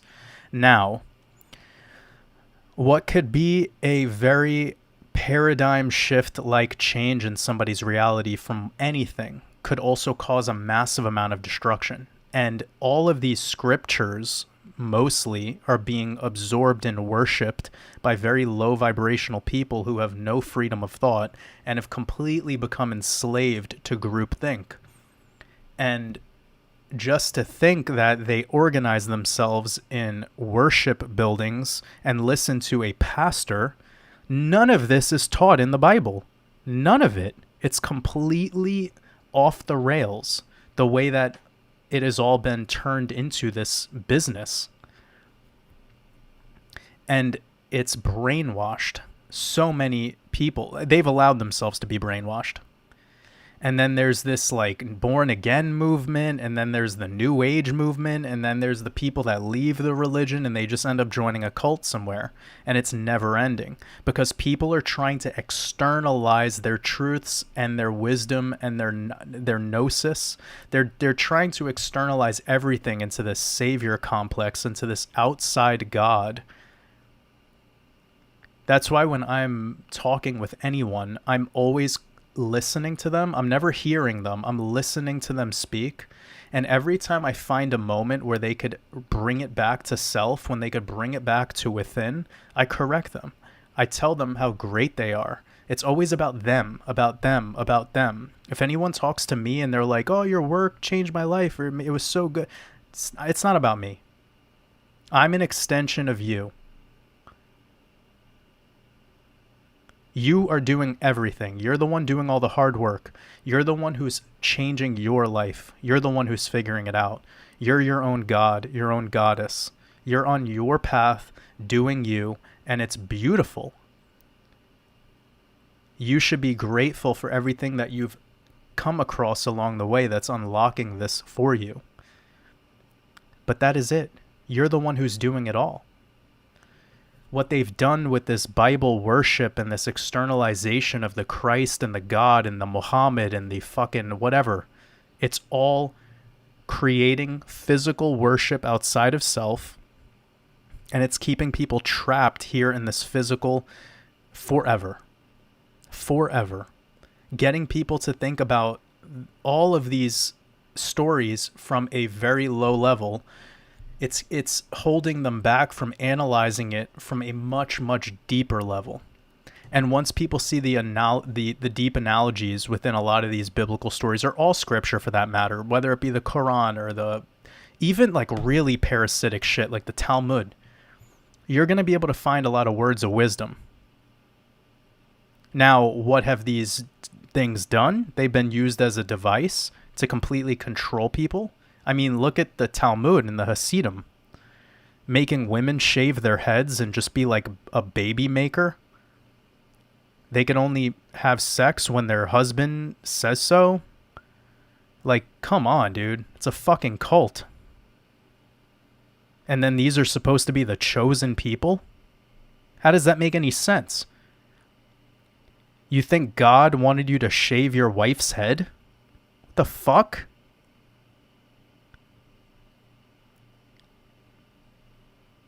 It's crazy. It's off the rails. It is off the rails what people will do in the name of Ra religion.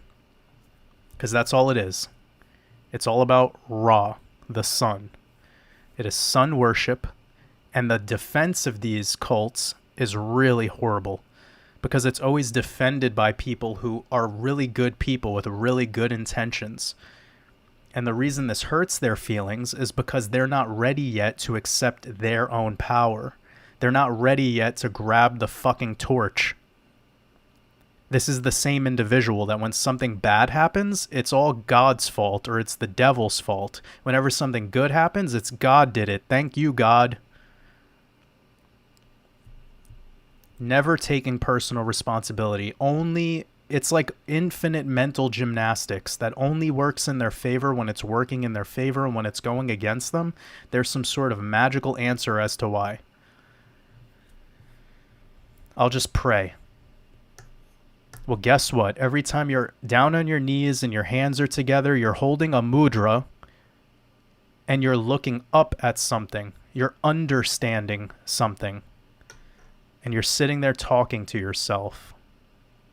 How about you stand up, take your shoes off, put your feet in the ground in Mother Nature, hold up your hands together up to the sun, open up the window between the thumb and the pointer finger. That's a mudra.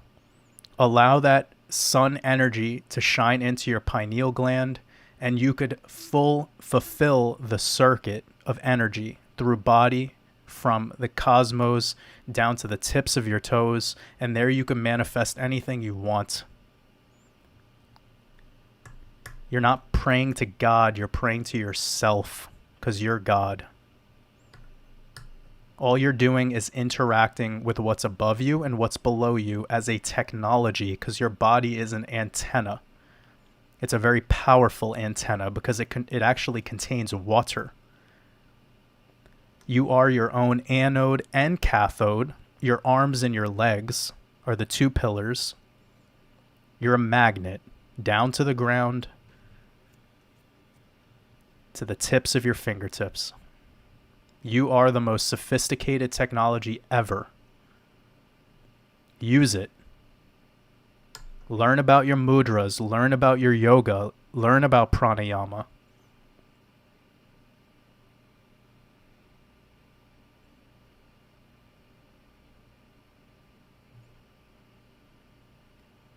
Get up off your knees, first and foremost. Like Amir Vaughn said, we'll go back. I'd rather die on my feet than to live on my knees.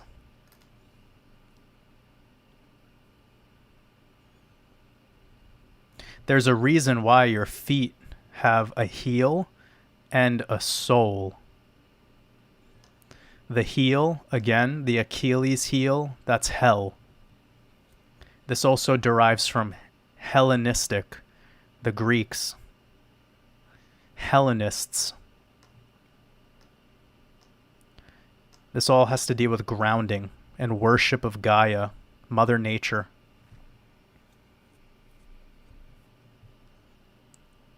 There's two suns, the sun above and the sun below.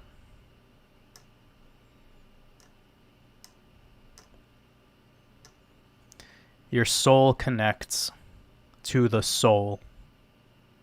This is why Pluto, king of the underworld, the connection to Osiris, it's all in your mythologies, guys.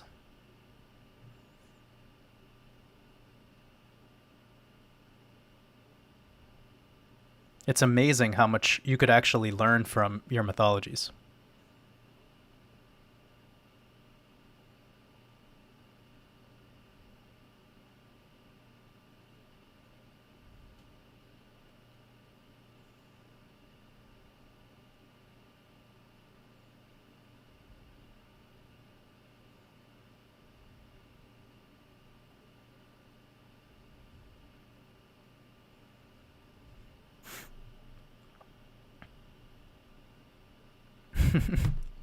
I love some of your guys' comments.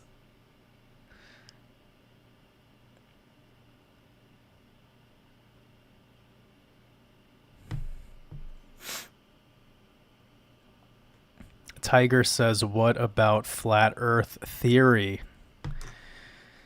I don't know. I've moved on from that a while ago, actually. See, what it is the earth realm, the physical realm, is a stationary plane. It says it is not a ball spinning in space with curved water. And that's easily observable. You don't need to have a doctorate or be an astrophysicist. It's just very simple stuff. But I think the flat earth movement and the flat earth community are doing the same thing that Team NASA is doing. They're just all under this groupthink, and they're picking sides, and there's a lot of division, and nobody wants to come together to ponder and be philosophers together. And once the human species can get rid of this division and come together and see that there's so much more than on the surface. You know, flat earth and ball earth are kind of like the anti-vaxxers and vaxxers. It's the same tug of war of bullshit. And you'd be surprised the depth of ignorance on both sides, even the side that's chosen not to take the V. Because a lot of those individuals, even them, they fall for shit like PCR tests and, you know, taking antibiotics and thinking that multivitamins work and just damaging their liver and kidneys with all this supplementation. They have no idea about how, you know, vitamin D actually works. It's not even a vitamin. There's no such thing as vitamin D. It's hormone D. And even then, you wouldn't even call it such a thing. It has nothing to do with consuming a pill. Vitamin or hormone D has everything to do with the way that the skin releases a sterol from the iris, accepting the sunlight. So the sun goes through the eye, you see it, and then it goes through to create a hormonal effect. It's so deep. People think you could just pop a pill and you'll have your answer solved. It's like, I've heard people that are heavily against the V, but they're pro taking supplements. And I'm like, you see here? It proves a big point. You fell for one thing, you accepted one thing, you're very judgmental on one thing, but then it just keeps all coming back to the same source of thinking that something external is going to save you, when meanwhile your body is a self-healing mechanism. Your body is perfect. We clog it up with bullshit. Everything out there that has to deal with the testing methods to be able to determine how much vitamin D is in your blood, that shit is a scam too. The same way a PCR test is a scam is the same way your blood test results are a scam. It's all a fucking scam.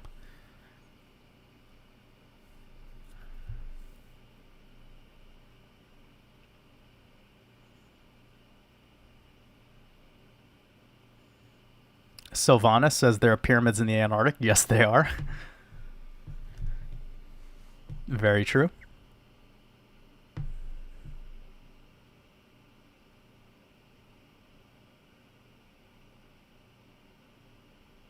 Quantum 88 says, wow, you're the first person whom what I've always thought of the pyramids. That's because we're on the same frequency, Quantum.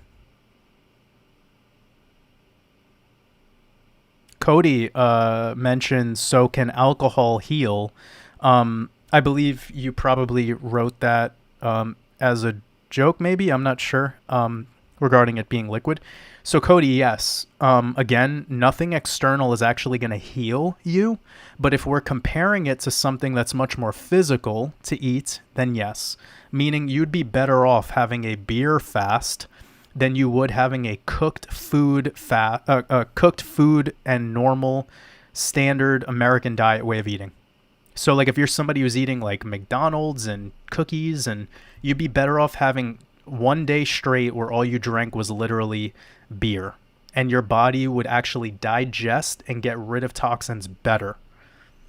Solid cooked food, especially solid cooked meat mixed with dairy products, mixed with very refined white carbohydrate that hasn't been fermented first, all of that is a disaster on your digestion and sets you back sometimes days with undigested food inside of the colon. Beer, on the other hand, if you had no solid food, it would flush through you very quickly because your kidney would be triggering that alcohol, and it would prioritize that as a poison and flush you out. And believe it or not, monks used to fast on beer. So, Cody, I don't know if you asked that facetiously, but there's your answer. And you could go look up beer fasting and all. I'm not telling anyone to do this, by the way. Don't do this. I could just see somebody right now like taking this out of context and being like, Waters wants me to drink beer all day. Don't do that. Don't do that. Eat your fruits. Save your beer for an occasion, be responsible, guys. But if you're eating KFC and fucking cake all day, then you'd be surprised how liquid. We're a liquid system. We're a system that's designed as a liquid pipe system. That's just 100% fact. Like anyone who says otherwise, their tongue is speaking for them, not their heart. They don't know how the human body is designed and how it works. But let's move on from that, especially if Jody's around. Jody, every time I talk about food, Joey tells me to stop, but I think she might have left. I'm just messing around. Jody's fam. It's just a lot easier for her to moderate when we're not talking about food. Hey Dillip, sending you lots of love.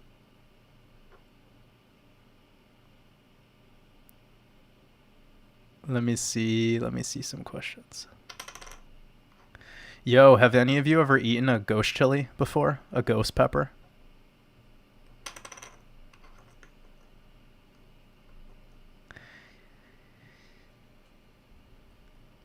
G Gatsba You're fam. You get it. My girl gets it.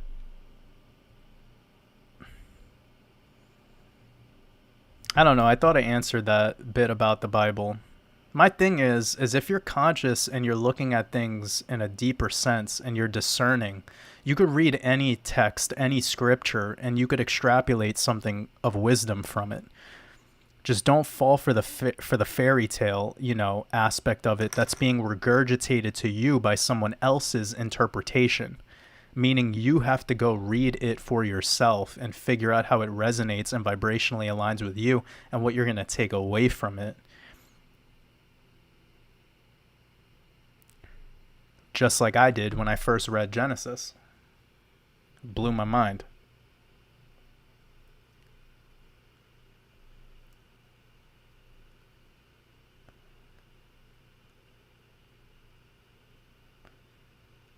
I guess that one person, Ringo, left after I wrung him out. Sometimes you just gotta get it. Sometimes the mosquitoes just have to go, Sometimes you just gotta put on some bug repellent. Not in real life, but you know what I mean. Definitely don't put any bug repellent on your skin. That shit will fuck you up. It's like liquid cancer. Vishal says that he's an Anunnaki hybrid. That's funny, man.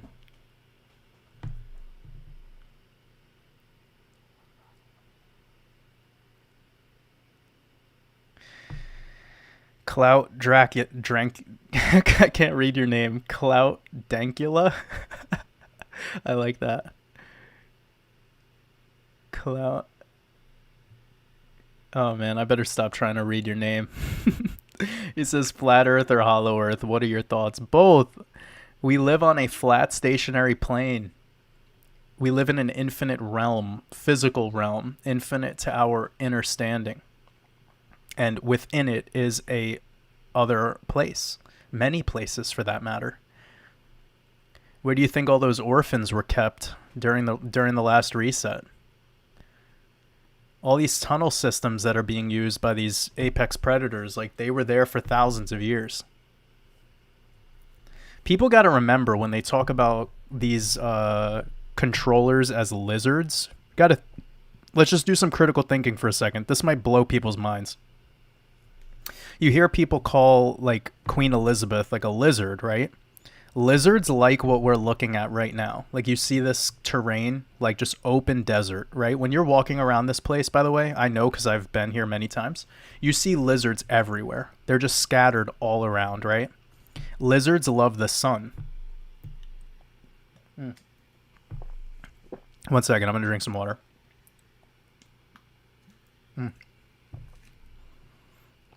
Oh, that was needed. Okay, lizards live in deserts. You see Queen Elizabeth's white pasty ass sitting out in the sun? She'll fry, bro. She's covered head to toe. She's wearing gloves, 2 pairs of gloves. Her fucking hands are like, you can't even see her. She can't go outside in the sun, bro. They're like a lizard consciousness, sorta. But they're not doing this shape-shifting. No, bro. Like, lizards need the sun. These people can't be in the sun. Now, what they are is insects. Insects that burrow under the ground.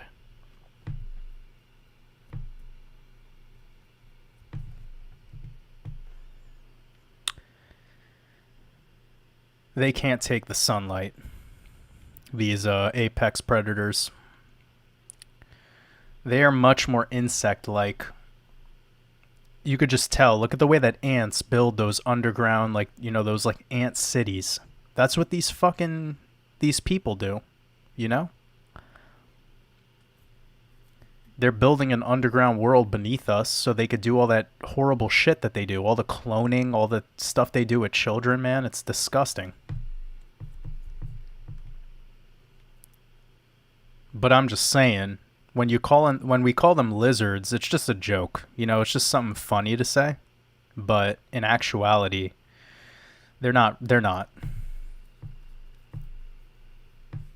The things that made them, on the other hand, that's a different story. But when we're talking about like Bill Gates and like Klaus Schwab, no. They're just fat losers who can't get any sunlight. They have no talent. They can't do anything. They're worthless. The beings that made them were picking up blocks that were like, you know, fucking 1,000 kilo of limestone with their 2 fingers, just placing it. That's why they're building all these megalithic structures. That's not Queen Elizabeth. She's useless. So people choose to be reincarnated so they could come to Earth and level up their spirit. Let me go back to that question. I think most of my mods left for the night. Just load up some of these comments. All right, John Ferguson says, do people choose to be reincarnated so they can come to Earth and level up their spirit, or do we come to play the game of life for fun or no choice? Whoa, amazing. Amazing question. First of all, appreciate you, John.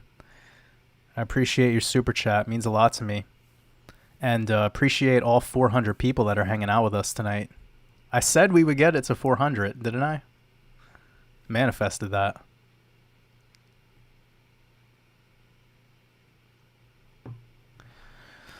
So, John, how do you feel like when you're in your meditations, when you're alone and kind of in your own vortex? Do you wonder what that answer shows up for you as? You ever wonder like how you resonate with that? Because that's a very personal question.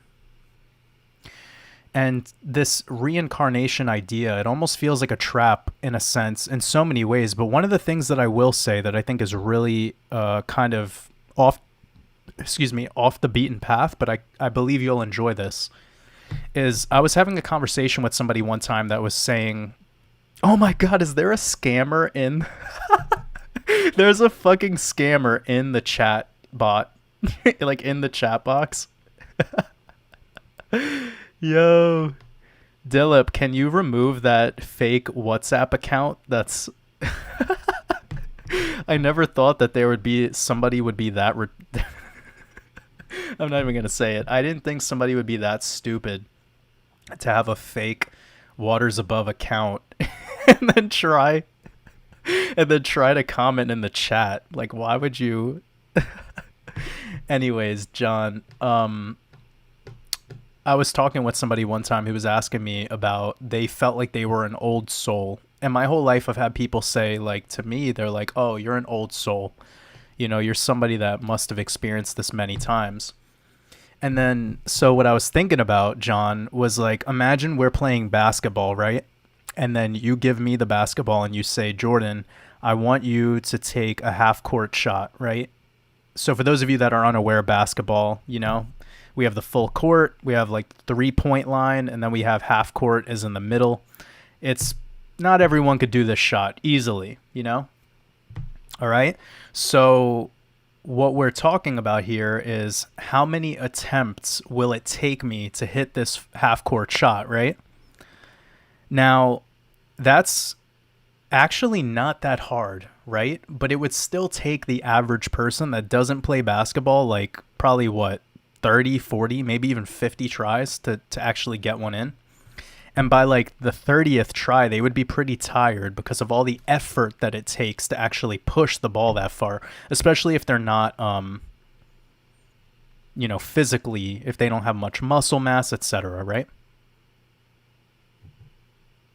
So, one second. I'm just trying to make sure that people understand that WhatsApp account thing, that wasn't me. That was a scammer. My channel's growing quite fast.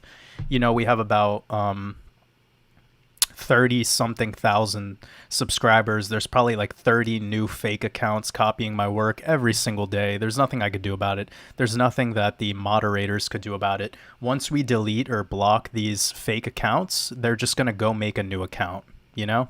That's life.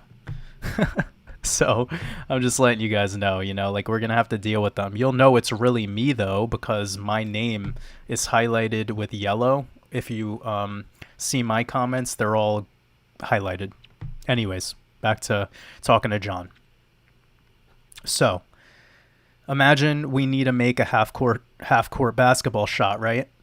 Now, if you told me that it took me 30 tries of coming to Earth to finally get to this place, I would have been like, damn, I suck.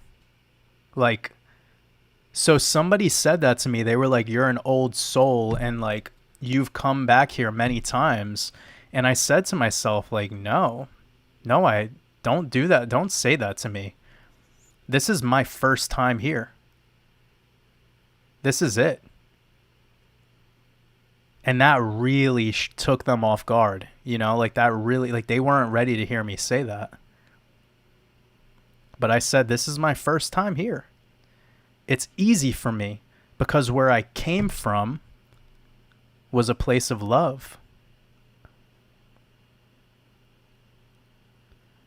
I came from a place of love. We're operating at the highest vibrational frequency that ever existed. You're telling me to do a half court shot and I'm doing it backwards, blindfolded with one hand.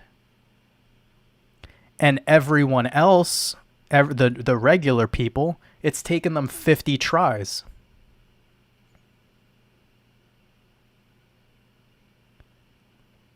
You understand what I'm saying, John?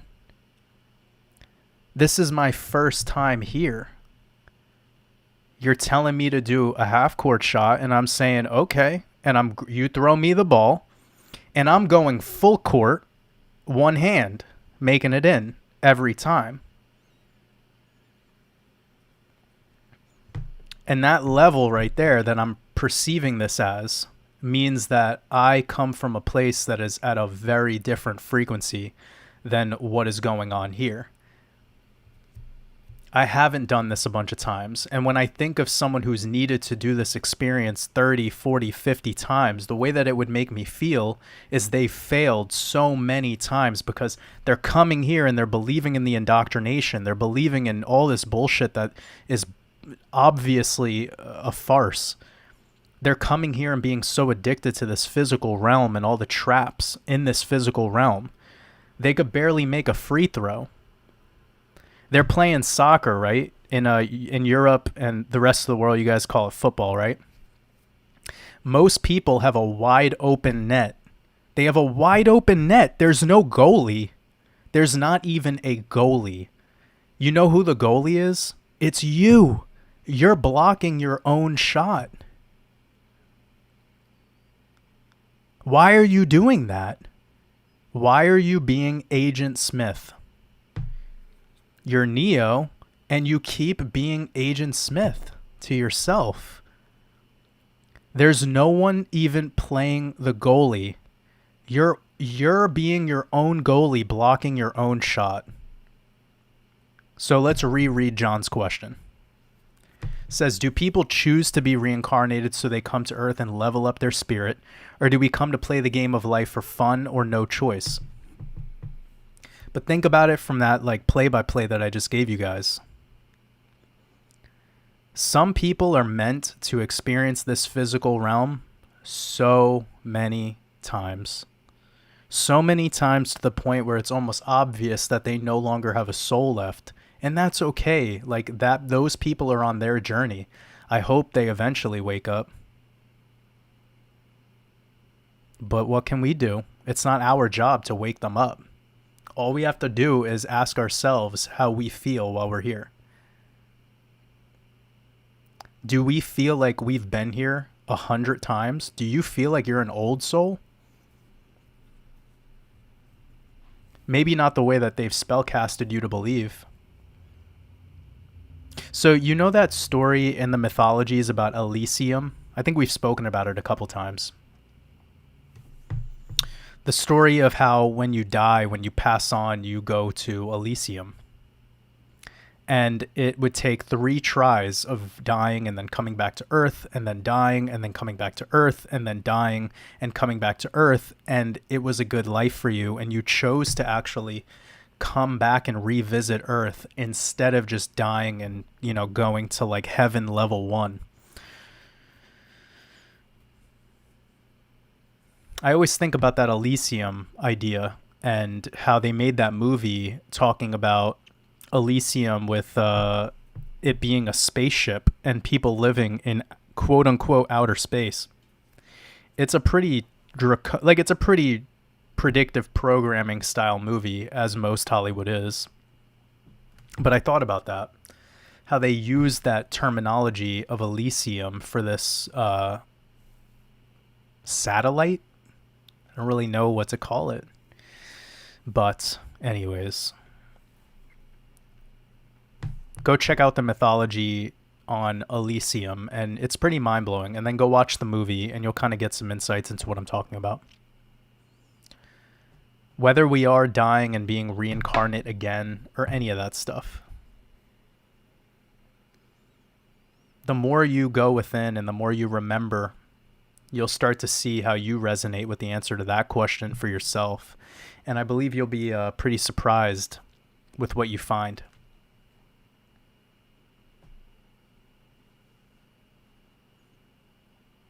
I'm going to move through. I believe I got a super chat from. I'm just going to go check.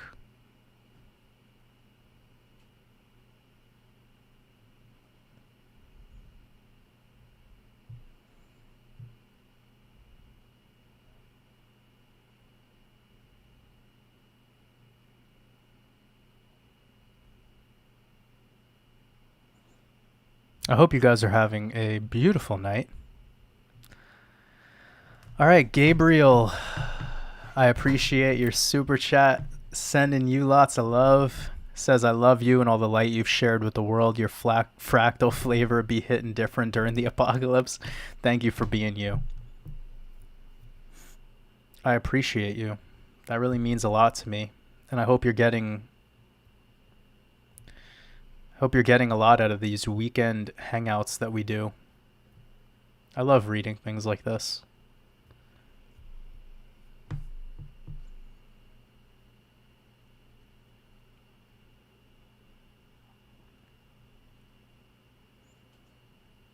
Sending you lots of love. I appreciate you. Tom Rittenhouse says, do you think the original books of the Bible were all true and sincere? They were rewritten by the parasites at the Vatican. So for the people that are not too happy with the Vatican, you might want to go find out where the sources of the Bible come from. But it's all controlled. Now, again, they leave you a lot of truths hidden in plain sight, but their intention behind spreading mass raw religion was very, very intentional in regards to brainwashing and controlling humanity and pushing them slowly into this nanny state that we have today. And it's been integrated since the dawn of time. It's really funny how people think that these are all like different things, but it's all indoctrination at the end of the day.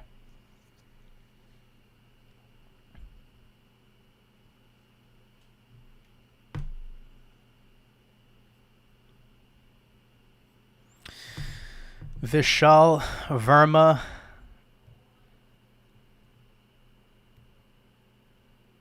I appreciate your super chat. I'm sending you lots of love. Thank you so much for supporting my work. Says, I have many questions, but today the devil horns mudra. It's also the ILU sign in ASL. You think they made it this way to popularize paying respect to the devil? Can this or 666 mudra be used for light? Okay, so Vishal, none of this is one type of energy. When we talk about magic, okay, your hands are magic wands. All right. Now, it's the intent that you put behind the symbols, behind the hand signs. Mudras can never be only evil. And there is no such mudra that is for the quote unquote devil. All right. When we use the term devil, we're talking about the most exoteric thing that we could possibly talk about. Okay, Vishal? So when we talk about the devil, it's kind of like we're talking about Jesus. It's a very exoteric topic, right? It could be spoken about to anyone in the world across any language, right? We're never going to find our truth when we look at it through that lens. So what I always urge people to do is see where this stuff is being plagiarized from. Draw back more and more and more and more. Every mudra is incredibly powerful. Even the ones that these apex predators are throwing up, like the hidden hand, where you're putting your hand in between the coat pocket or the coat buttons, or the putting the 666 with the circle up to the eye. This is not all just about the Illuminati. This is so deep. This is about magic. This is about energy. This is about taking your energy. The same device that they have, you have too, and it is right connected to your arms. When we perceive all of this stuff just instantaneously as good or bad, we're missing the point, okay? So a magic wand, which is typically made out of the hollywood bark, the hollywood tree, is the hollywood a tree of evil? No, it's just a tree that Mother Nature makes. And the wizard or the magi or the empress or whomever is taking this for its properties, and they are putting intent behind how they use it. So the witches and wizards, they're applying their understanding of the spirit realm mixed with their intent so that they could actually have a conversation that translates between the physical and the spirit or the etheric realm.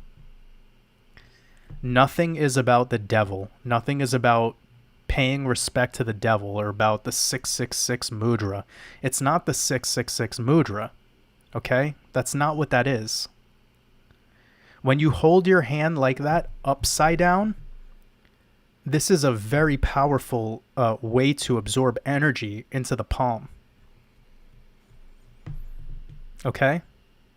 So everyone right now, if you want to practice this with me, I would love for everyone to practice this with me actually, so you could just feel how good it feels, okay? So if you're sitting up right now, take both of your hands, put them just on your lap, wherever's comfortable for you. It doesn't matter too much, but just keep them below your stomach, all right? Below your solar plexus. And then put your fingertips together. Don't put your palms together or your fingers together. Just lightly, loosely hold your hands so your fingertips are all touching, okay? You're going to instantly start feeling very relaxed. Now just close your eyes. You're going to feel your eyes getting they're just going to get naturally heavier. You're creating an energy circuit that is actually going through your fingertips, around your arms.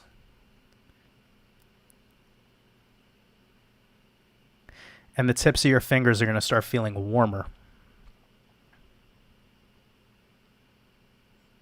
This is just how energy works.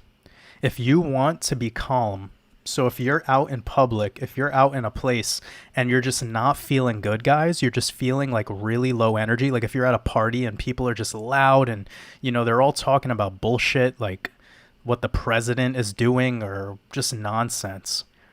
I just want you to remember this mudra. It's so simple. You just put all of your fingertips together, your thumbs and all the tips of your fingers together, and just keep them below your stomach. It's creating an energy circuit below your stomach. So your stomach, your gut, it's another brain, essentially. It's another kind of power plant. So the reason we're putting it below our stomach is very purposeful, because the stomach, especially when you're digesting, it's actually consuming a lot of energy that your overall body needs to operate. It's taking a lot of energy out of you to digest food. So when you first wake up in the morning, if you practice fasting, especially, I always recommend people to not eat first thing in the morning. Give your body time, a lot of time. You should really only be eating in a 1 hour window anyways, but just when you wake up, and you, even if you don't want to meditate, or you quote unquote don't have any time to meditate, I just want you to take a couple minutes, fingertips together below your stomach, sit up. You could sit in a lotus position, whatever you want, whatever's comfortable for you. If your wife is yelling at you, just let her yell at you, and just put your hands like this and say, okay, honey, okay. You'll thank me later. These are the secrets. What I told you before about the what Vishal is calling the 666 mudra, it isn't the 666 mudra, Vishal. And I'm saying this all to you like a brother. Like, I want you to see that there's power behind the mechanics of this beautiful technology we have right here with our bodies. When you connect your pointer finger and your thumb together, it's a different energy than connecting your middle finger and your thumb together, which is a different energy than connecting your ring finger and your thumb together. Again, with your pinky, it's different. It's all different, okay? Now, what you could do is these two, you could do these, oh shit, I could probably do a whole fucking masterclass on these mudras, man. What am I doing? What am I doing with this crypto bullshit? Because no one explains the mudras, you know, when they do them in these YouTube videos. They don't talk about, like, the meaning. They'll, like, talk about, like, oh, Ganesha, where, you know, this one's for the Ganesha mudra, and it removes obstacles, and it's like it's just like they're reading out of a book, you know? But I could, like, straight up do a whole class on this. Anyways, Vishal, just remember, it's not all negative. It's not all about the devil. It's about power and energy and being able to protect energy. Because when you're at their level, the really high level, when you're like a celebrity, everywhere you go, you need to have, you know, people, security and all this shit. These individuals, they're protecting their energy. That's really what they're trying to do. So all these symbols and all of this, yes, there are communication devices as well. They're using these symbols to communicate with other members of their cult, but we're not talking about that. We're talking about how could we use this stuff as a tool. We know that these people are in the club, but don't worry about that. Study why they do these hand signs and why they do these things and how you could find the deeper wisdom, because they're just getting this shit from the ancient Vedic practices. They're not, the Illuminati didn't make up mudras. And I bet you a lot of people that are like 33rd degree Freemasons, they don't even know half the shit that the yogis know about the mudras. They have no idea what they're doing. They're just MK Ultra'd the fuck out, and they're told how to hold their hands, you know? But you guys actually know the truth. You know that it's about your body being a technology, and you could utilize this, technology. It's right there sitting, connected to you.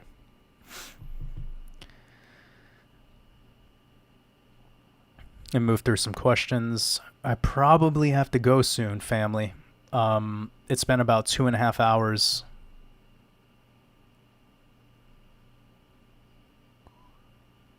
Thomas Jenkins, I appreciate your super chat. Says neutrality is the key. Yes, 7th denim, 100%. Says 6 neutrons, 6 protons, 6 electrons for carbon. So 7th denim. And anyone that has my mastermind class that goes back, my mastermind class was made in September-ish of 2020. So it's a long time ago now. I was already talking about how the 666 is just carbon. That's all it is. People have turned it and tried demonizing it, but yeah, we've been talking about that 666 connection to carbon now for like over a year and a half, and where that fits into the mythologies and where that fits into people's false understanding of that particular number. So thank you for pointing that out again. That's really important.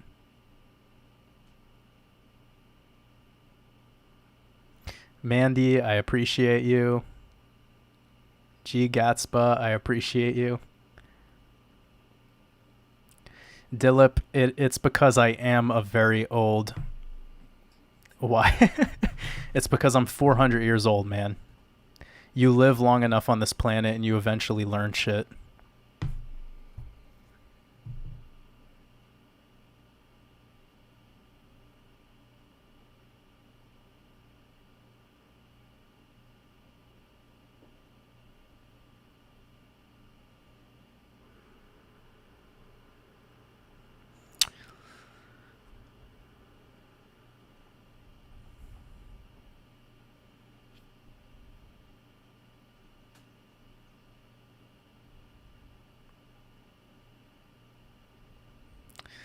I believe I was being called myopic. That's very interesting, but I'll take that with love. Lara C, I appreciate you. Sending you lots of love. Vishal. Oh, I love that joke that you made. I thought it was really funny. You got my teenage insecurities stolen back. I appreciate you. Much love.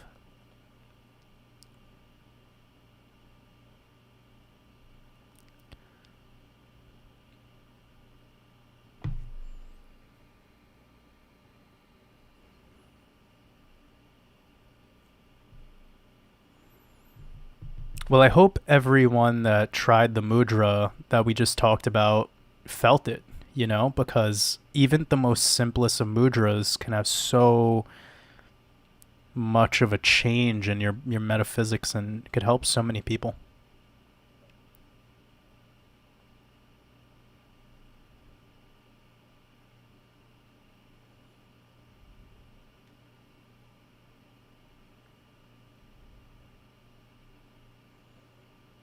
What's this best cams girl? Oh no. We have to hide these people.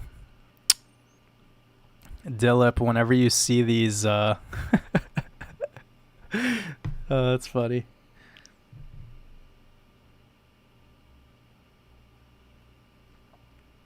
Yep. I'm going backwards in the chat, but I'm trying to move around. But yes, 666 is nothing bad. There's no way a number could be bad. It's a number. A number or a word or any of that. They're just spells, like it's about the intention behind what it is that we're saying. And I've said this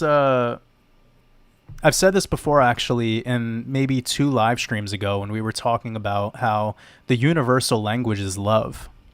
That's really what's super important to remember, that if you're with somebody who doesn't even speak the English language, or if you speak a particular dialect that nobody else, can actually understand because of, for whatever reason, you're traveling, but you just smile at them and you give them hand gestures and kind of make them feel comfortable with communicating with you, they will want to help you. They will stop what they're doing and want to communicate with you. And that's the beauty about communication, is it doesn't need to just be about words. So think about that, right?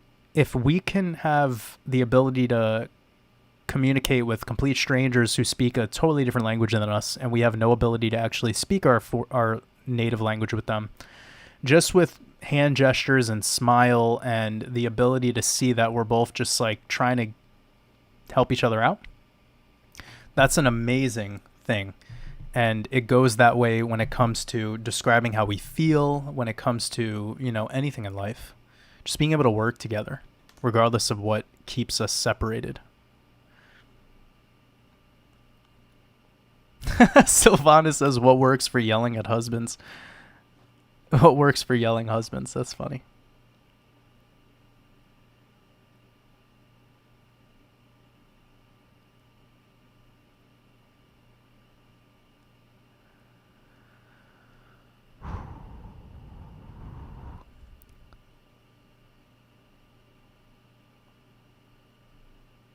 All right, my beautiful family, I believe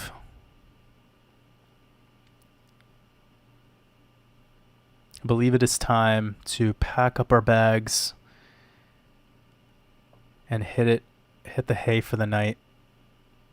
I appreciate all of you. I'm wishing you a beautiful, beautiful day. Final words. Let me just pick up any last comments.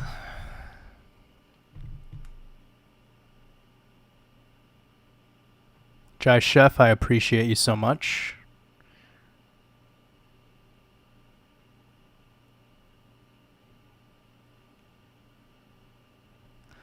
So, G Gatspa, I definitely recommend that you, because you're saying you have some pain, consider the Ganesha Mudra. Ganesha Mudra will definitely help. Practice it in sequences. Keep your back up straight. Definitely keep your back up straight. And maybe try listening to some solfeggio frequencies while you do that.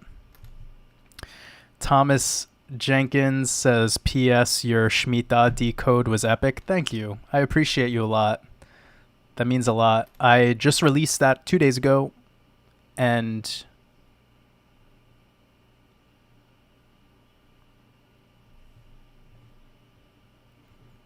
wait 1 second. I'm just trying to.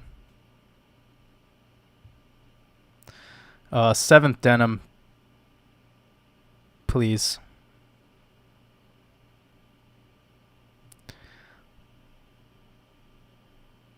All right, I'm going to move on from that. Thomas Jenkins, appreciate your nice words about the Shemitah. That decode was definitely fun.